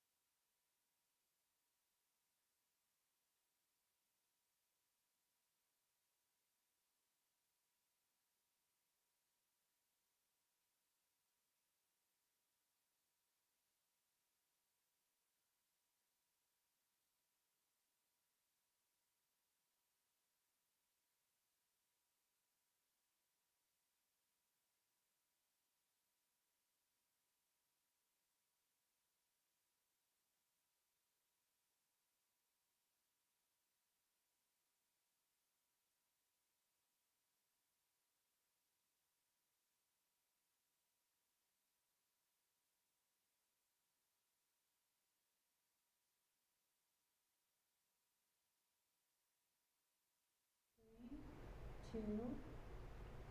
All right, so CSS, Cascading Style Sheets, another language that also is not a programming language insofar as we're not going to see loops and conditionals and the like as before, but it's the language we're going to use to stylize our web page. So HTML, hypertext markup language, gives us the structure of the page and the layout. CSS takes things the final mile, so to speak, and stylizes the fonts and the spacings and all of that. So how can we use this? Well, let's deploy it first to make a very simple home page, for instance, for someone like John Harvard. And I mean very simple, but we'll progressively make it a little better and better, focusing ultimately, though, not on the features of CSS, but the fundamental ideas underlying it. So let me go back into VS Code here. Let me close my developer tools from before, go back into VS Code itself, close register2.html where we left off, open my terminal, and starting fresh in my terminal, let's go ahead and code up a new file called home.html to represent a home page for John Harvard. This first one I'll do manually as before. And what I think I'm going to prepare is something that looks like this. First, let me go ahead and close my terminal and my file explorer, focusing entirely on home.html. Open bracket, exclamation point, doc type HTML, my document type declaration, which again just reminds the browser that we're using HTML version 5. Then below that, open bracket HTML. The language of this page shall again be English. Notice that VS Code is auto-completing that first thought. The head of this web page is going to contain a title. The title of this page shall quite simply for now be home. And then below the head, I'll start my body. And inside of the body of this page, let's do sort of 3 paragraphs of text, keeping things simple. Maybe a header of the page that's just going to have John Harvard's name. So let's do open bracket P for paragraph. Then let's go ahead and inside of that put John Harvard's name. Below that, let's create another paragraph so that the middle of the page says something friendly like, welcome to my home page. Then below that, a third and final paragraph, a footer of sorts for the page that says something like copyright, and then we'll put a little C symbol in parentheses, John Harvard. All right, so a very simple web page, not all that much to it. Let's go back to my second browser tab and go back to my directory listing. Let me in here go to home.html, and you'll see a very simple page with 3 paragraphs, if you will, but they're not really paragraphs of text. It's really 3 chunks of text, 3 regions of the page. But let's start to make them a little interesting, right? Like maybe I should have the top of the page, John Harvard, be a large font, because it is, after all, his home page, and I'd like to center it. Maybe the welcome to my home page could be a little smaller, so like medium-sized text and also centered. And then the footer, which is less interesting, we should probably make that a little smaller, if centered as well. So let me go back into home.html. And thus far, we haven't really seen mechanisms for styling the page. We did see our heading tags, H1 through H6, but that was just sort of big and bold on down. But we can be more refined now. Much like a word processor like Microsoft Word or Google Docs, we can be much more specific with our aesthetics. And in fact, I'm going to do this as follows with CSS. CSS is a language that essentially consists of properties. And properties, funny enough, are just key value pairs by yet another name. In HTML, we have attributes and their values. In CSS, we have properties and their values. Now, there are multiple ways to specify what properties you would like to apply. Now, there are multiple ways to specify what tags you want to apply properties to, and we'll see now a few examples thereof, specifically by introducing a style attribute to my HTML. Let's go back to VS Code here and go into the first of those paragraphs. And if I want John Harvard's name to be in a large font and centered, here's how I can do that. I can add to my paragraph tag a style attribute with style equals quote unquote, and I'll finish the thought first and then move my cursor therein and say font dash size colon large semicolon. Then after that, I'll say text dash align colon center semicolon. Now, strictly speaking, the second of those semicolons is not necessary. You just need it to separate one property from another. But for symmetry, I'll use it in both places. Meanwhile, let's notice the format here. We have a key and a value separated by a colon. We then, after a semicolon, have another key and value. Here, though, we do have some hyphens, whereas we didn't have that in the HTML attributes, at least among those that we saw. I don't want to say that. Let's see. Trying to rewind. Font size large, font size colon large. And then we have a second text align colon center. So in this case, we have two key value pairs, that is to say two properties associated with this particular paragraph tag. Now let's go ahead and do something similar but different for the second of these paragraphs. Let's add a style attribute here. This time say font size medium, semicolon, but text align, colon center, and semicolon. Then down here on the last of these paragraph tags, let's add another style attribute here, font dash size, colon small, semicolon, text align, colon center, quote unquote. Now, what is large, medium, and small? Well, in this case, it's left to the browser to interpret those relative to each other. But I could, with CSS, use other units of measure. I could use pixels for dots on the screen, or I can use points, with which you might be familiar in a typical word processing program. But to keep this a little bit simpler, I'm just going to simply genericize things as large, medium, and small, and let the browser decide what it means by each of those values.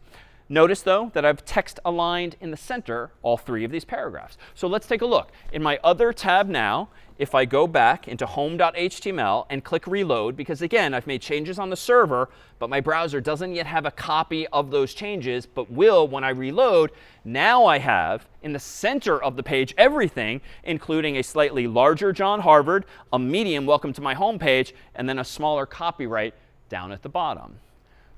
All right, so what more can I do here? Well, a minor refinement first. It turns out that I don't have to mimic the idea of a copyright symbol. It turns out that I could type that somehow on my keyboard, but even if I can't on, say, my US English keyboard here very easily, turns out HTML also supports, as an aside, what are called entities, which are numeric codes that represent certain symbols that might otherwise be difficult to type on a keyboard unless you copy and paste them from some other resource or use some menu that provides them. So in fact, I'm going to go ahead and just as a minor change here, change this copyright symbol to be this pattern of characters. Ampersand, hash symbol, 169, semicolon. Thereby giving this page what's called an HTML entity. VS Code, just to be user-friendly, is color coding it. That is syntax highlighting it to stand out from everything else. But that pattern, ampersand, hash, 169, semicolon, it turns out, if I go back to this page here, and now notice, focusing your eyes on that lower line, now it's a proper copyright symbol now that I've reloaded the page.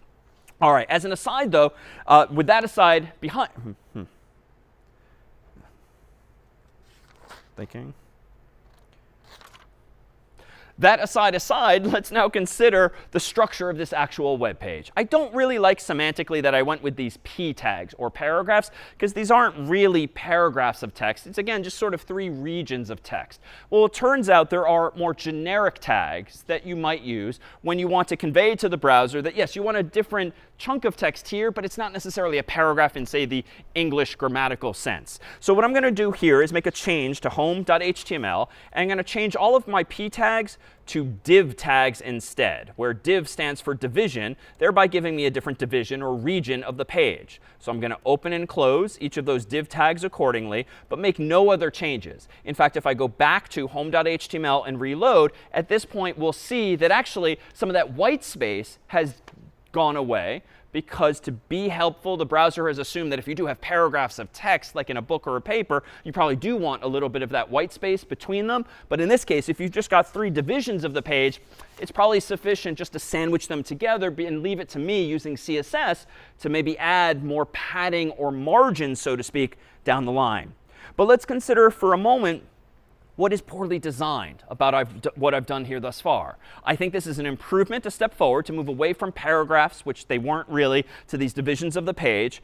But notice that there's a bit of redundancy. And if you think back to our time with something like Python, we generally try to avoid repeating ourselves for any number of reasons, not the least of which was accidental mistakes that might get copied and pasted, or just making it more time-consuming to make changes later if we have to do it in multiple spots. Now, I don't like the fact that I'm seeing text align center, text align center, text align center 3 times. At least with font size, it was changing the value each time. But can we maybe factor that out somehow? Well, here's the C in CSS. The cascading style sheet essentially alludes to the capability with CSS for styles, or properties specifically, to cascade down onto children and grandchildren and descendant elements more generally.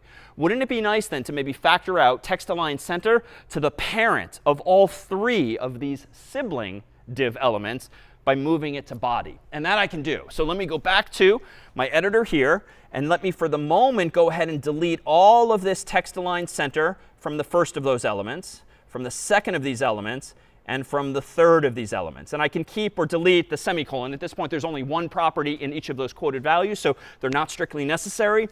But I can now go back and add to the body tag a new style attribute, quote unquote, text-align center here. And insofar as body is the parent of div, div, and div, that style will cascade down onto each of those descendants and ensure that all of them will be centered. In fact, let's go back to my other browser tab. Let me click reload. And a bit underwhelmingly, nothing seems to have changed. But I would argue that not only is this just as correct, it is now better designed. Because I have factored out that commonality. I can now change it in one place. If I want to change center to left or to right, I can in one place. I don't have to worry about copy paste or unnecessary characters in that there file. All right, well, what more can I do next? Well, it turns out that this isn't necessarily the best practice to put your CSS inside of your HTML and commingle it in this way. It's just often frowned upon from a design perspective, if only because it means that now I cannot maybe separate these concerns. I, for instance, one employee can't work on the HTML and have another employee, a colleague of mine who's maybe more artistically inclined, work on the CSS because everything's very commingled in the same file, which tends not to yield good results, at least if you're working exactly in parallel. So what if we could factor out further all of this CSS, maybe to some common location that's separated from the actual HTML? Now, I'll do this, but here in technology, it actually turns out that with some context of code, it's actually not all that uncommon to commingle CSS and HTML in this way, particularly when making apps. So these are different design paradigms, and we'll see both of these ways. Here we've combined them, but let's move towards something separate.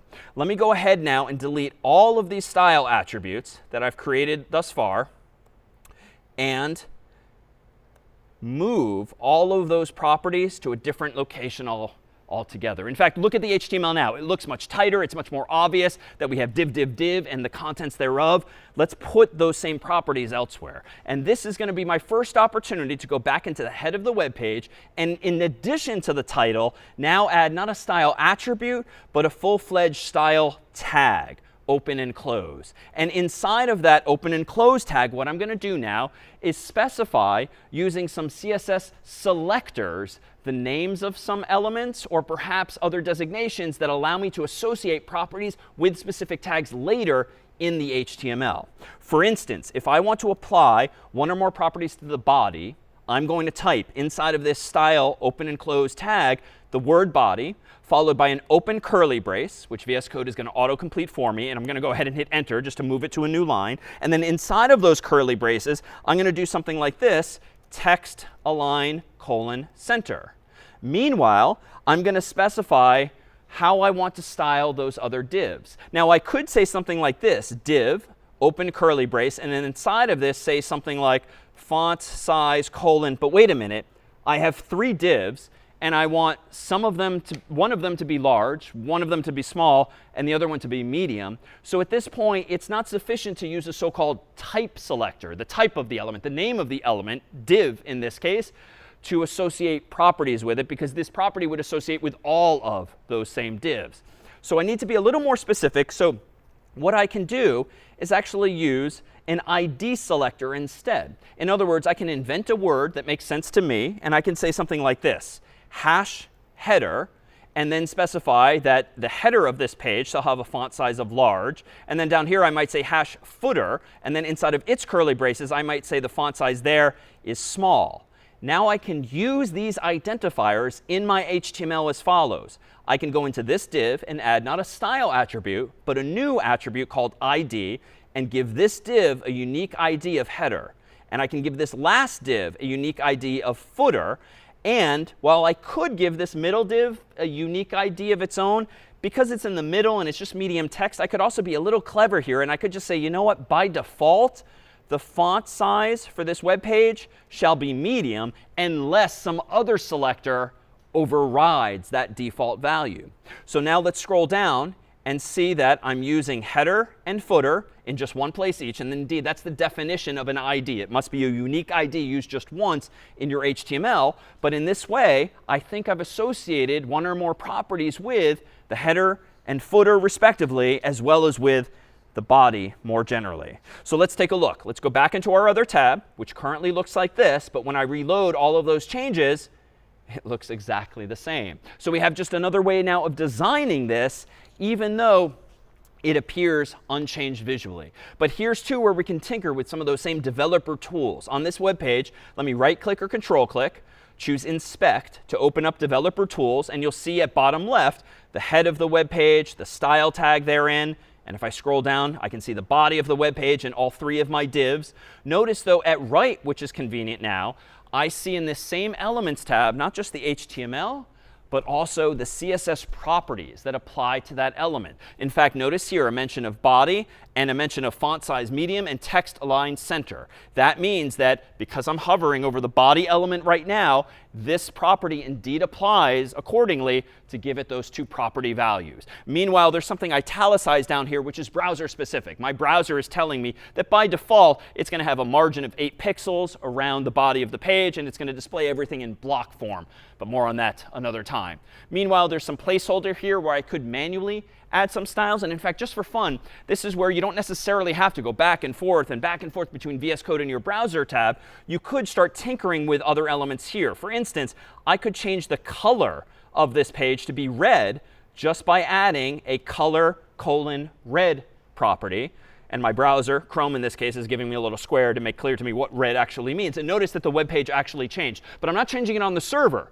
Again, just like when we tinkered with developer tools to tinker with the patterns and regular expressions, if I reload this page, I'm going to get the same original HTML, and all of those temporary modifications went away. So again, this is developer tools in the sense that it's useful for me, the developer, maybe just to do some rapid prototyping and changes and see those results. But notice what I can also do here is if I go into the body here, highlight the header, you'll see that not only does the body feature get inherited, it will specify for you in developer tools that the font size medium is no longer applicable. It's been struck through. Why? Because higher up we have an ID selector, #header, that indicates indeed that the font size should actually be large. But notice what happens if subtly in the page. This checkbox is just part of these developer tools. If I want to see what the page looks like if I turn off font size large, notice you can click on that and watch the top of the page.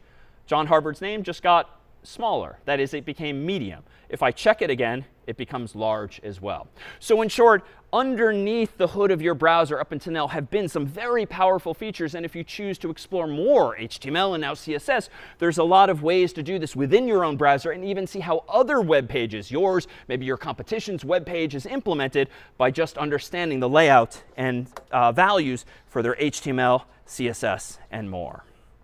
All right, well, what more can we do here? Well, it turns out that we don't necessarily need to invent these IDs ourselves. It turns out increasingly that the web is becoming more and more semantic. That is to say, within the newest version of HTML, there are more and more tags that themselves have meaning. So we're beginning to move away from using divs and divs and divs. And there's a similar tag called span, which doesn't give you a division of the page, but a smaller span thereof. Divs can be replaced in this case with tags that have more meaning to the browsers themselves. And you can't invent your own words necessarily, but there are, and if you read the documentation for HTML, any website, take a course, or read a book, you'll find that there are many more tags than we're even seeing here today. What I can do, in fact, is this. Let me move away from using these ID selectors and instead change this first div to literally a header tag, which is not my prerogative per se, but it does in fact exist, so that's why I can do this. Meanwhile, I can change this div down here to be footer, and down here I can close the same tag. Now, I could leave this middle element as a div, but turns out there's another one that might be more appropriate, namely it's called main. So now I have semantically 3 areas of my page: the header, the main part, and the footer. Now, why is this useful? Well, for something called SEO, search engine optimization. It's probably useful to inform the Googles and the Bings and the others of the world that when it comes to crawling this web page, that is downloading it automatically and loading it into their database so that other users can search for it subsequently, it's probably useful to tell them that, hey, these words here are part of the header of the page, which is probably important. It's probably what you want to see in the search results as a preview. The main part of the page is where the really juicy content is, and the footer probably is less important, and so maybe we don't have to worry about searching over the footer as well. This might be useful for screen readers as well, for accessibility. If someone with a screen reader wanted the software to recite verbally the contents of the page, it can probably forego the footer, at least initially, and maybe even the header focusing on the main part of the page or other semantic clues like that. So just as with the alt tag, we have now the alt attribute, we have semantic tags that you would know from reading documentation for HTML that just are better and better, not only for users, but also the crawlers, the search engines out there that try to make sense of what's herein. So how do I change this? Well, I can go back to a so-called type selector, and instead of using the hash symbol, which is just shorthand notation for unique ID, I can change this to literally footer and literally header. And heck, if I want now, I can add a main clause for my main element, saying something like font size medium, if I choose not to instead have it cascade from the body on down across everything. So that's just yet another way to do this, and I'm sure we could come up with infinitely many others as well. Now, there's just one catch with this approach too, is that we've seen thus far now type selectors, where we're specifying in our CSS the names of our tags. We've seen ID selectors, and it turns out there's something where you can select based on attributes and their values, but we'll focus lastly for now on class selectors instead. The downside of the approach I've taken here is that these attributes, text align and font size, apply only to these tags, or previously only to those unique identifiers. What if, though, I wanted to have reusable sets of properties that I can use in 2, 3, 4, 300 locations in my page or website? Well, I can define classes instead myself. So how might I do this? Well, let me go ahead and delete all of these properties and start fresh inside of this style element. If I want to create a set of properties that generally will center my text, I can use a dot, which means in this case, I can specify the name of a class, so to speak. Inside of that, I can specify the one or more properties that mean centered in my mind. So I'll say text align colon center. Now, below that, I might define another class called large. So that too starts with a dot. The dot just means, hey, browser, here comes a class name. And then inside of these curly braces, I can say something like font size colon large. Then I might do, say, dot medium. Inside of there, font size colon medium. Below that, I might do dot small. And inside of that, font size colon small. The only difference here fundamentally is that now I have created reusable classes, descriptions that I can use in multiple places on multiple tags without having to worry that the tag is itself unique, as was required for an ID selector. So if I scroll down here, what I can now do is say, all right, if I want the header to be large, I can add that class. And I can say class equals large. Down here on main, I can say class equals quote unquote medium. Down here, I can say class equals quote unquote small for the footer. Moreover, if I want to center all of those elements too, I can actually put two class names inside of the quotes separated by a space. For instance, I can say centered small. I can say centered I can say centered medium, and I can say centered large. Or conversely, I can say large centered, medium centered, small centered. The order doesn't matter, but in this case, I've used the common word first. Now, this at a glance might already strike you as suboptimal. Why? Because I'm repeating myself, seemingly unnecessary. So let me actually undo that and delete all mentions of centered and go with where your mind's probably going, which is to factor that out too, put it on the body and say class equals quote unquote centered, and that will have the effect of now centering the entire body of the page. If I now go back to my second tab, I'll close Developer Tools at this point and just reload the page. We should be exactly the same visual, but underneath the hood, I've created now some classes that are reusable. But they're reusable at the moment only within this file. I think we can take this one step further and indeed enable collaboration across colleagues and company as follows. Let me go back into VS Code. Let me scroll up here to my style element. Let me highlight and cut, that is, remove all of that content, including the style tags themselves. Let me open my terminal window and code a file called home.css.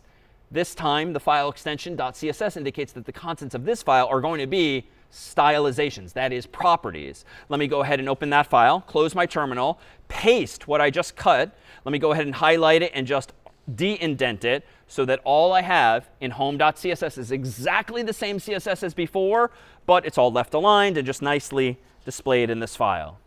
Then I'm going to go back to home.html, which is still open. I no longer have a style tab, but I'm going to add one other tag instead in the head. I'm going to have a link tag, which has an href attribute, which links to home.css, quote unquote. And the relationship of that file to this one is going to be that of style sheet, quote unquote. Now, even though link implies that this is a link, like a clickable link, that's not what we mean. We're simply creating a link between this page and home CSS because the relationship is style sheet. The browser will know when it downloads home.html to automatically download home.css as well because of this line of code here. And then the browser will automatically apply the styles, that is the properties in home.css, to everything here in home.html. So here again, we can go back to the home tab, reload, see nothing different because it still just works, but is arguably now better designed because if I go back into VS Code now and using some kind of server or service, I bet I could continue working on home.html. A colleague of mine, it can work on home.css. We can bring the two together and make a more beautiful web page having worked on them in parallel. Okay.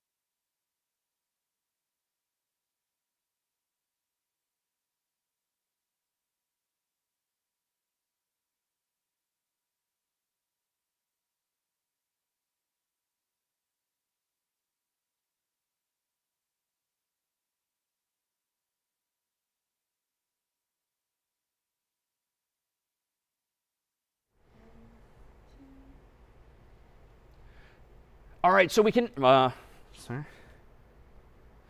You know what? Now that we have all of these more building blocks with CSS, let's go back to a previous example and see if we can stylize it a little bit further. Let me go back to VS Code here. I'm going to go ahead and close home.css and home.html. And I'm going to open up a file that I made in advance, this one called link2.html.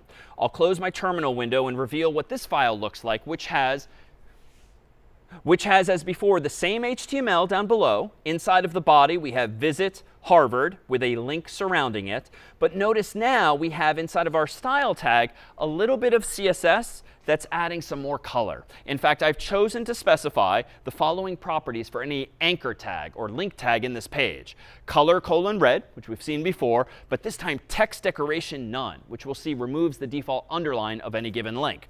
Then down here, we have what's called a pseudo selector, whereby I'm saying whenever you see an A tag that the user is hovering over, as with their cursor, go ahead and temporarily change the text decoration to an underline. So this is a neat use of CSS to create almost an animation of sorts, but just by using these key value pairs. In fact, let me go back now to my browser in my second tab and click back. Let's go ahead and open up link2.html, and we'll see visit Harvard. And indeed, the word Harvard now is colored in red, but there's no underline, even though I do think it's a link. But as I move my cursor over the word Harvard and hover over it, that so-called pseudo selector kicks in, :hover, because it's on this A tag, and the browser knows to now underline and call attention to this same text. So again, using just a bit of CSS knowledge, some properties, these key value pairs, whether you store those key value pairs inside of the HTML itself, or as we've just seen in another file altogether, we now have the ability to make our web pages all the more stylized as well as structured. Let's do one more thing. Let me go back into VS Code here, and let me open up the previous example phone book, but this time a second version thereof. Let me run code of phonebook1.html. The first one was phonebook0.html. Close my terminal window, and here you'll see that I've done just a little something different. I've added, yes, a link tag, which we've just seen before, but with a seemingly unfamiliar URL mentioning something called Bootstrap. Well, it turns out that one of the greatest upsides of using a language like CSS to stylize your web page is that you can make use of what are generally called frameworks, otherwise known as libraries, whereby someone else has written, in this case, a whole bunch of CSS properties, save them into files of their own somewhere at a URL on the web that you can automatically incorporate into your own projects in order to stylize your web pages without having to write all of those styles yourself. Now, it's a library in the sense that it's indeed third-party code that someone else wrote. In this case, it happens to be open source and freely available to you and me. But a framework further tends to just govern how you use the features thereof. You have to design your files in such a way that you adhere to the documentation provided in that there library. So a framework is a way of doing something, a way of using some library. And in this case, the library in question happens to be a popular one known as Bootstrap, which can be included in your own project simply by having a link tag with an href attribute that points to an appropriate URL, which I've copied and pasted from their own documentation. Moreover, insofar as this is a framework and I need to adhere to some of their conventions to use their code, I have added a few things.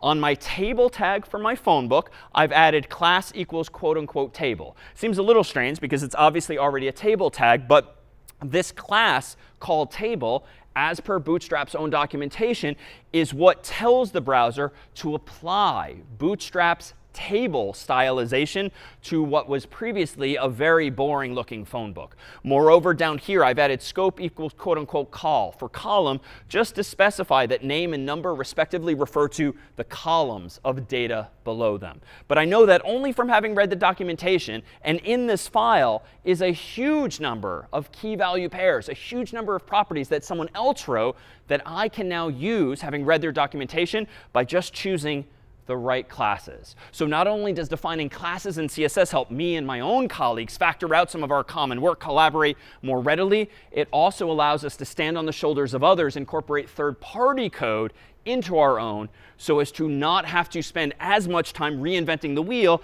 like creating menus and buttons and forms and all of that, including the aesthetics of tables. So let me go back into my second tab here, click back into my directory index, open up this time phonebook0.html as before, which recall looked quite simply like this, which was the browser's own default stylization thereof. Now let me go back, and by having just added that link tag, that class, and those scopes, my same exact HTML is now stylized as follows.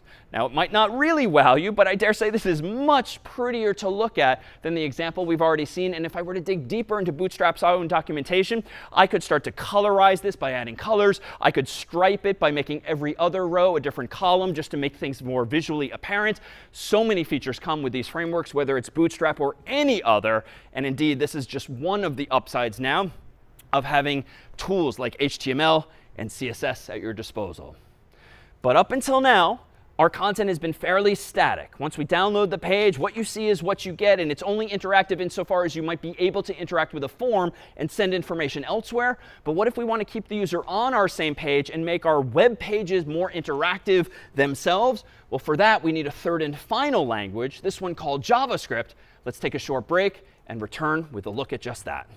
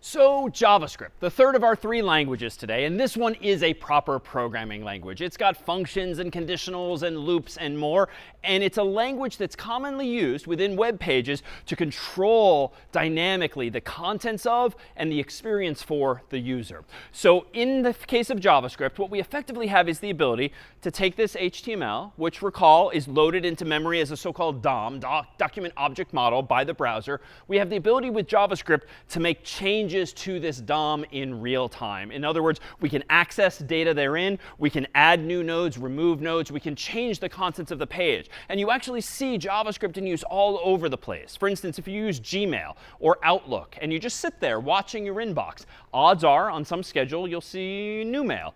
And then new mail, if someone's indeed sent you new mail. And that's without having to click reload on the page to reload the entire page's contents. Rather, your browser, behind the scenes, is running a bit of code, a bit of JavaScript code, that essentially in a loop or some form is just constantly checking with the server, have I gotten more mail? Have I gotten more mail? And if so, it updates the contents of the page. And now I don't exactly know how Google and Microsoft have implemented the HTML of their inbox, but I could imagine, insofar as the emails are usually shown as rows and rows and rows of mail, that maybe it's a table of some sort. And so using JavaScript, what Google and Microsoft might do in Gmail and Outlook respectively, is just add more TR elements, more TR elements, more TR elements to a DOM like this after your initial inbox has loaded. Just checking. I'm feeling something. The element's still OK, right? It might just be the cable hitting my torso.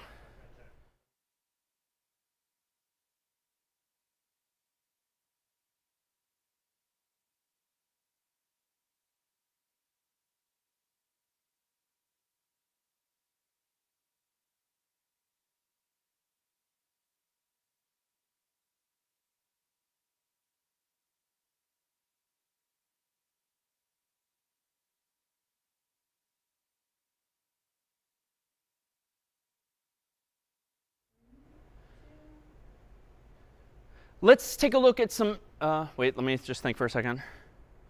Did I ever do that? Yep, OK. Let's take a look at then some actual examples of JavaScript by introducing a final tag, the script tag, into some of our pages. Well, let me go back here into VS Code, and let me go ahead and close the phonebook1.html with which we ended, open up my terminal window, clear it, and then open up hello1.html, which I propose shall be the second version of our very first page, hello.html. Let me go ahead and close my terminal window now, scroll down to the bottom, and we'll see in the body of this page, we have a few new, shoot, I didn't, I'm sorry. I can recover. Now, let me scroll down to the body of this page. And in the body of this page, you can see a few new details. Well, we still have a form, as we've seen in some of our examples. But we seem to have an onSubmit attribute here, the value of which looks a little bit like Python code. But in this case, it's indeed JavaScript code, a different language altogether. We have some familiar input tags down below, but notice that there's mention of what looks like a function called greet. Now, this is not a function that comes with JavaScript. It's one that I wrote. So in fact, if I scroll up to the top of this page, you'll see that between a new script tag, I have defined in JavaScript a function called greet. Now, the syntax isn't quite like Python. Recall that in Python, we had the def keyword for define, and we had slightly different syntax. In JavaScript, we have literally a function keyword that says, hey, browser, define a function called greet in this case. Then we have parentheses, which indicates that this is a function that does not take, it would seem, any arguments. Then we use curly braces to indicate the body of this function, the lines of code that should be executed. And the single line of code that should be executed, albeit a mouthful, is this. Call an alert function, which does come with JavaScript, then pass in an argument to that alert function as follows. Quote unquote, hello, comma, space. I'm using single quotes here, but I could in JavaScript use double quotes instead. But single quotes are, dare say, more common. I'm using the plus operator, which just like in Python is concatenation to join the string on the left with that on the right. Now here's that mouthful. Document.querySelector, quote unquote, hashname.value.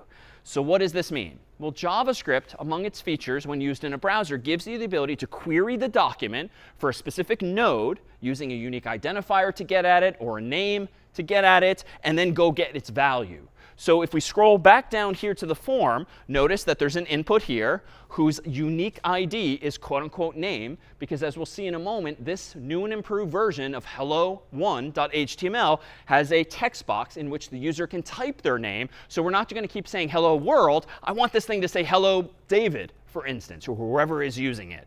So by giving this HTML element a unique ID that I could call anything, X, Y, Z, foo, bar, baz, name makes more sense if I'm trying to get the user's name, I can use the same syntax that we saw in CSS. So these languages are borrowing ideas from each other, it would seem.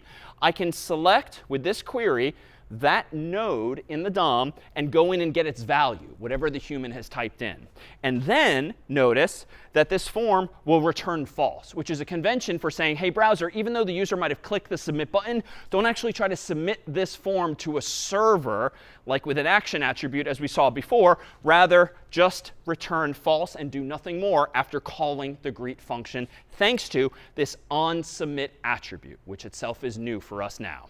All right, let me go back into my second tab, go back from phonebook1.html, and this time go into hello1.html. And in hello1, we indeed have this text box and a submit button. I'm going to go ahead and type in my name, David. I'm going to click submit, and voila, albeit cryptically and not very aesthetically prettily, we have a pop-up that says hello David below what seems to be like the URL of my unique code space in the cloud, my unique instance of VS Code in the cloud.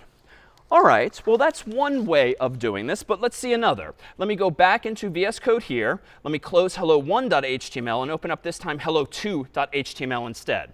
This one, notice, does a bit more of the lifting outside of the form element and entirely in the script tag. So just like with our discussion of CSS, we try to ultimately to factor out the CSS into a different location and better yet, eventually into a file. I've done the same here. There's no mention of onSubmit. There's no mention of greet. There's no mention of return false. It's just pure HTML. But up here, I'm using some fancier features of JavaScript now to do the following inside this script tag. I am saying document.addEventListener, which is just a function that comes with JavaScript in the context of browsers that adds what's called a listener, a function whose purpose in life is to wait for a certain thing to happen. What thing? DOM content loaded, which itself is a mouthful, but it kind of means what it says. When the DOM's content is loaded into memory, that is, once all of the HTML has been read, top to bottom, left to right, and that tree-like structure, the DOM, has been loaded into the browser's memory, then please call the following function. This function is anonymous in the sense that I haven't bothered giving it its name. That is OK, and you can do this in Python as well. But what matters is that everything in these curly braces is going to get executed when the DOM's content is loaded. What happens? Well, document.querySelector is that same function as before. This time, we're not using a unique ID per se. We're saying whatever form is in this web page, add another event listener, this time listening for the submission event. That is when the user clicks on the button or hits enter in the form. And then when that happens, call this function, which takes an argument called e for event. But that I know only from the documentation. What, though, should you do when the user submits that form? Well, call the alert function, which in the end is that thing that brought up the ugly but functional box. Concatenate with it the result of querying for the name field, just as before, and grabbing its value. And then, this is the equivalent of return false, e.preventDefault. And the capitalization here is important. Just means whatever this form does by default, like submit to a server elsewhere, nuh-uh, don't do that, because all I care about is greeting the user in this case. So more of a mouthful, and definitely cryptic, and not something you'll necessarily want to or have to write, but it just speaks to the functionality that we have here in the browser. Well, what more can we do instead? Well, I can go ahead now and maybe make a more interactive version of the same. Let me go back into my second tab. Let me go back into my directory listing. Let's skip over that last example, which functionally is the same, and go to hello3.html, which this time has no submit button. But when I type my name like D-A-V-I-D, it immediately edits the body of the web page. And as I start to delete it, my name goes away. And then it puts in a default value instead. Well, how might I do this? Well, if we go back into VS Code here, close hello2.html, and open up hello3.html, we'll see a slightly longer function that does the following. When the DOM's content has been loaded, call the following function? Well, first, define a variable called input. And let is a keyword that very politely asks the browser to create a variable in memory called input, but I could call it anything I want. Set that equal to the result of querying for the input element in this page. And there's just one. That's why we saw the one text box. Then go ahead and for that input, listen for the key up event. So that's an event that's defined in JavaScript for browsers. That means when the finger comes up from the key, go ahead and call this function. Well, that function says define another variable called name, though I could call it anything I want. Set that equal to the result of calling query selector for the paragraph tag on the page. And we'll see that in just a moment. Then, if that input already has a value, we'll change the inner HTML of that element to equal hello, comma, and then input value. And I'm going to wave my hand at some of the syntax here, but suffice it to say the $, the curly braces, the backticks here all have special significance in JavaScript, but that effectively allows me to concatenate together hello and whatever the user has typed their name to be. Otherwise, if there is no input value, just say hello, comma, whoever you are. And that's what we saw when I deleted my whole name. What's neat about this example, if we go back to that tab, is if I open up my developer tools, as we've done before, and watch the body of the page, notice that we see the original contents here. Let's reload the page. Notice that when I expand the body here, we see the original contents of the page, including a form with a single text box, and it turns out an empty paragraph tag. If I go back indeed to hello3.html and scroll down, that's all that's in this page. I created a paragraph tag with nothing in it, but kind of as a placeholder for future text. Now, it's not really a paragraph of text. It's very short, but I could change it to a div or really any number of other things. But I went with paragraph for text here. If I go back now to this form, watch what happens in my developer tools at bottom left as I start typing here at top left. As I type D-A-V-I-D, the actual DOM of the page represented here under the Elements tab as dynamically changing HTML will change in real time. So let's see. Capital D, A, and you're not seeing anything yet, but notice what happened to the P tag. Now there's a little triangle to expand it. And indeed, there it is. Hello, comma, D-A. Let's keep typing in the box. V-I-D. And Chrome is flashing it just to draw my attention to the changes. This is the developer tools equivalent of watching the JavaScript code change that DOM, that tree, in memory. And the browser is constantly updating the same thanks to this JavaScript code. So with this example, with these examples, we've seen not only the submit event that might happen, but also the key up event that might happen, and any number of other things might happen too. And in fact, I can go here and do something even fancier. Let me go into hello4.html, open up that file here, and you'll see mention of some other features that come with today's browsers, including the ability to synthesize speech. And let me wave my hand at this code and propose that via a similar text box, passing the input from the user into this speech synthesis feature, I can now do something like the following. Let me go back into my directory index, open up hello4.html, close my developer tools, type in my name. And in this version, there's back a button. Let me click that, and we'll hear hello to indeed my name, David, verbally as well. All right, well, what more can we do too? Well, let me propose that one other approach we can take is to stylize this text box that we saw earlier much more beautifully than that built-in alert function. In fact, the alert function is not really meant to be used to create user interfaces, if only because it's especially ugly to look at. However, using frameworks like Bootstrap, you have access to not only CSS classes and other features for CSS itself, but often JavaScript functionality as well with that CSS. So in fact, let me go ahead and open up in VS Code here, hello5.html, and we'll see in hello5.html with a wave of the hand mention of, as before, this long URL for Bootstrap, which gives me access via this link tag to its own CSS. And I'll wave my hand at the JavaScript code here, but I read the documentation therefore, and I created what's called a modal, a window that pops up on the screen and blocks the user typically from doing anything else until they close that same modal. And what you'll see now is arguably a prettier version of a pop-up than the one that came by default with that alert function. Let me go back to my other tab. Click back and open up now hello5.html. Page isn't much to look at yet, but when I type in DAVID and click submit, notice that the pop-up now is indeed stylized. It faded in, it dropped down, and using some HTML I embedded later on in that page, I have compelled the browser using Bootstrap's JavaScript functionality and its modal feature to give me something like this, which is really just a placeholder for a more interesting dialog window. But you see the familiar X and the close button, and you could imagine filling that window with most any other contents of interest.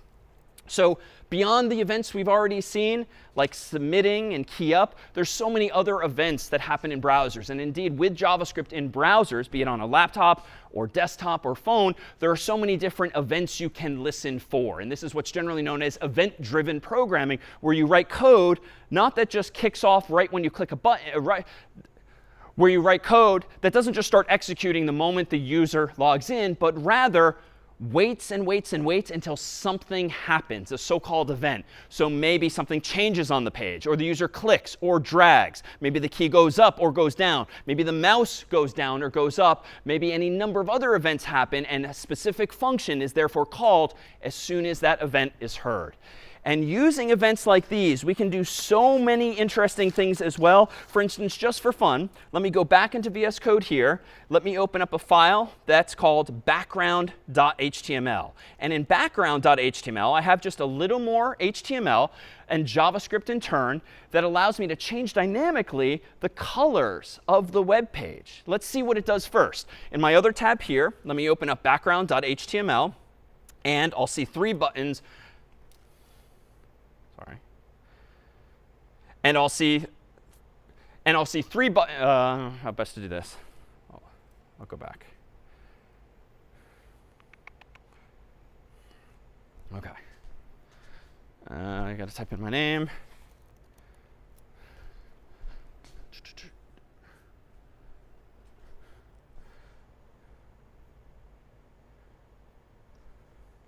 Damn it, where was I? Let's pick it up from here.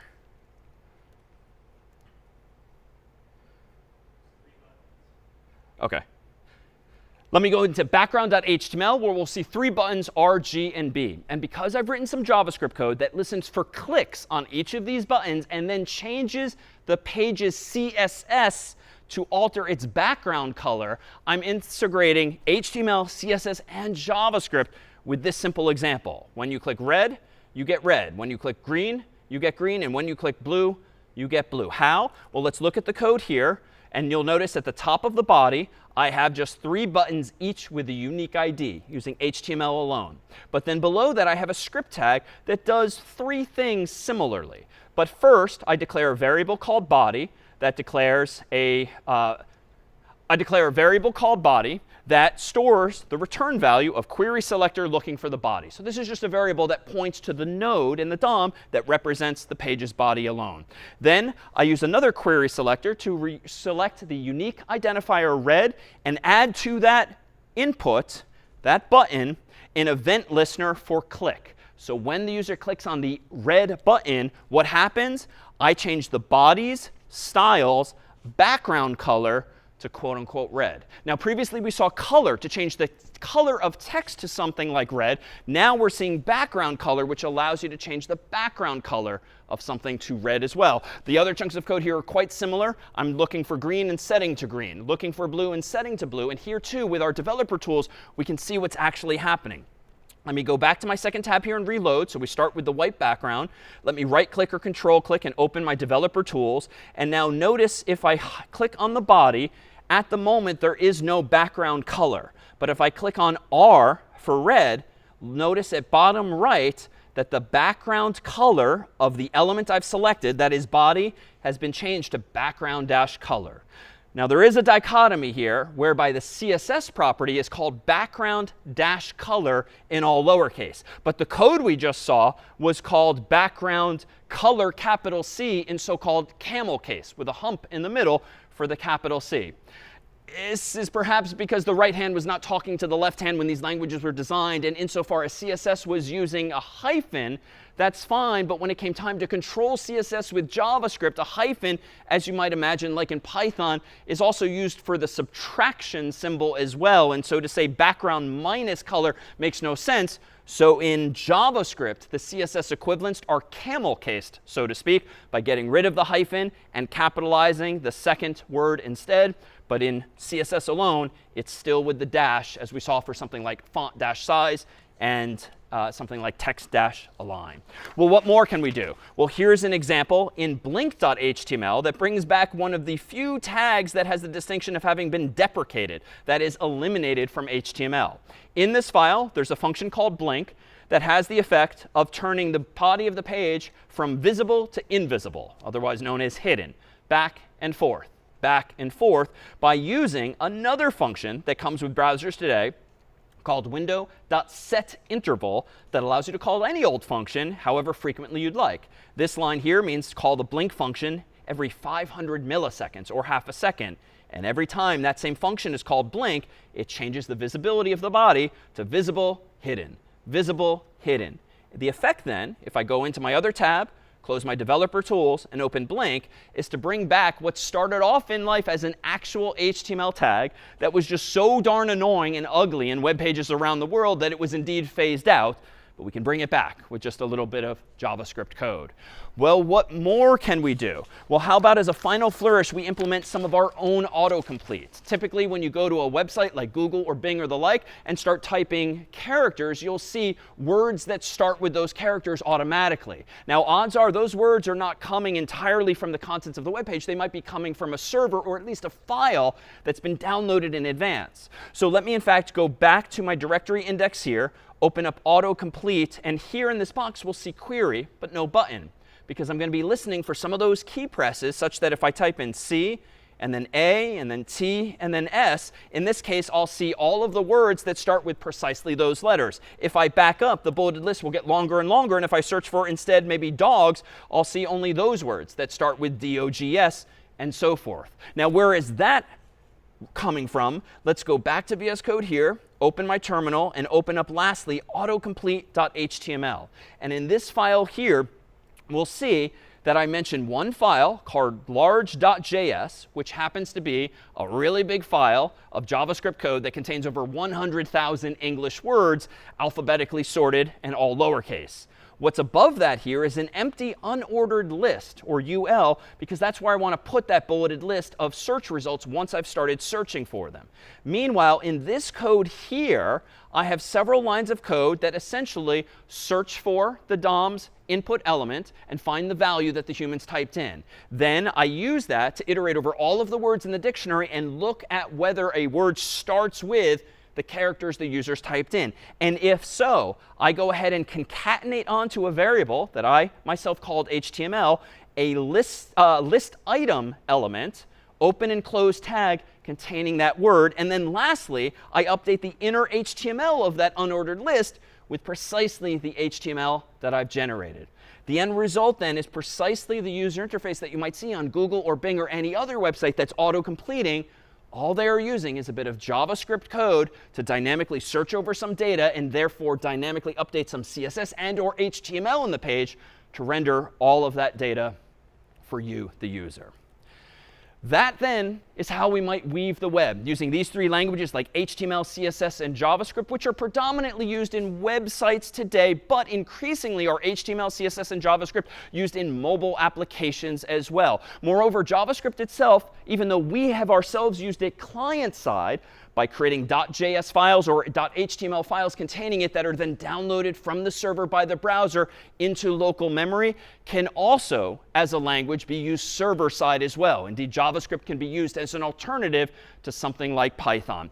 But using these technologies, which dare say are not going anywhere anytime soon, can you compose all of today's websites, some of today's mobile applications? And even though we haven't looked at all of the tags and attributes and properties and functions that exist across these three languages, we have looked at all of the fundamentals on top of which you can build sites and applications of your own.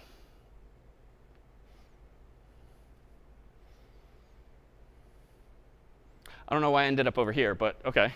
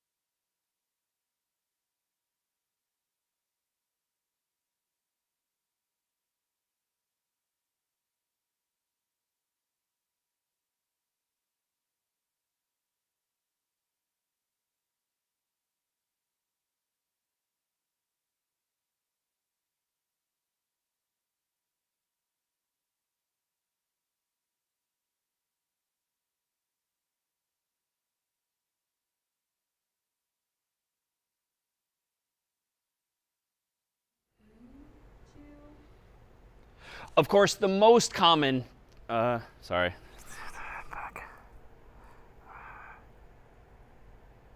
OK. Of course, the most common feature of web pages are probably hyperlinks or links themselves. So how can we go about creating some HTML that allows the user to click on a word on the page and then be whisked away to some other page altogether? Well, let's go ahead and do this. Let me go back into my terminal window here after closing video1.html. Let me open up link0.html, and let's see what's inside. Well, here we have a relatively simple web page that introduces just one new tag down here, A for anchor, followed by an attribute of href equals quote unquote, for instance, image.html. In other words, if my goal is to create a page that has a hyperlink, or link for short, from this page to another, such that when you click on that link, it takes you from the former to latter, I can use this anchor tag with an href attribute whose value is the page or even full URL that I want to take the user to. Then outside of that tag, I can specify the name of the link itself, what I want the human to see, and then I can close the anchor tag like this. Ideally, the tag would have been called the link tag, but it turns out the link tag was used ultimately for something else. But A is anchor for short, and indeed is among the most common tags you might see in a page. So let's go ahead and see the results here. If I go back into my second tab and click back, this time now, if I go into link0.html, I'll see exactly that. Visit Harvard with the link underlined. And if I visited before, which I frequently have, it will show up in purple by default instead of in blue. But if I click on this link, you'll see that I'm whisked away to that same file as before, earlier, image.html. Now, if I go back again, notice this. If I hover over this link, you'll often see in the bottom corner of your web browser exactly the link to which you'll be sent. This alone is a feature because, unfortunately, even the simplicity of this link tag lends itself to what are generally called phishing attacks, whereby you might be misled into following a link that looks like it goes one place, but actually goes to another. For instance, here, instead of linking from one web page to another, I could link to a full URL like https://www.harvard.edu. What the user would see, of course, is still the word Harvard, but where they'd be linked to is the full URL. But there's nothing stopping me as a web developer from going in there and saying, you might think you're going to Harvard, but you're actually going to go to Yale instead. And only if you hover over the link, or actually go to it and see where you end up, will you know that even the word Harvard might link you to a different place altogether. And indeed, phishing attacks take advantage of this dichotomy between what you see and where you go to potentially mislead people into thinking that they're going to Harvard or even harvard.edu, but actually they're going to a different destination altogether. Give me 1 second.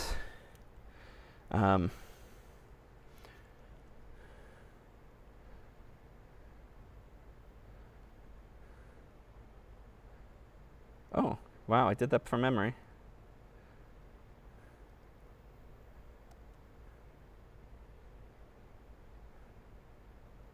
Oh, that's perfect. That was a good take. OK, so why don't we do this? Let me run downstairs and tell them they can go.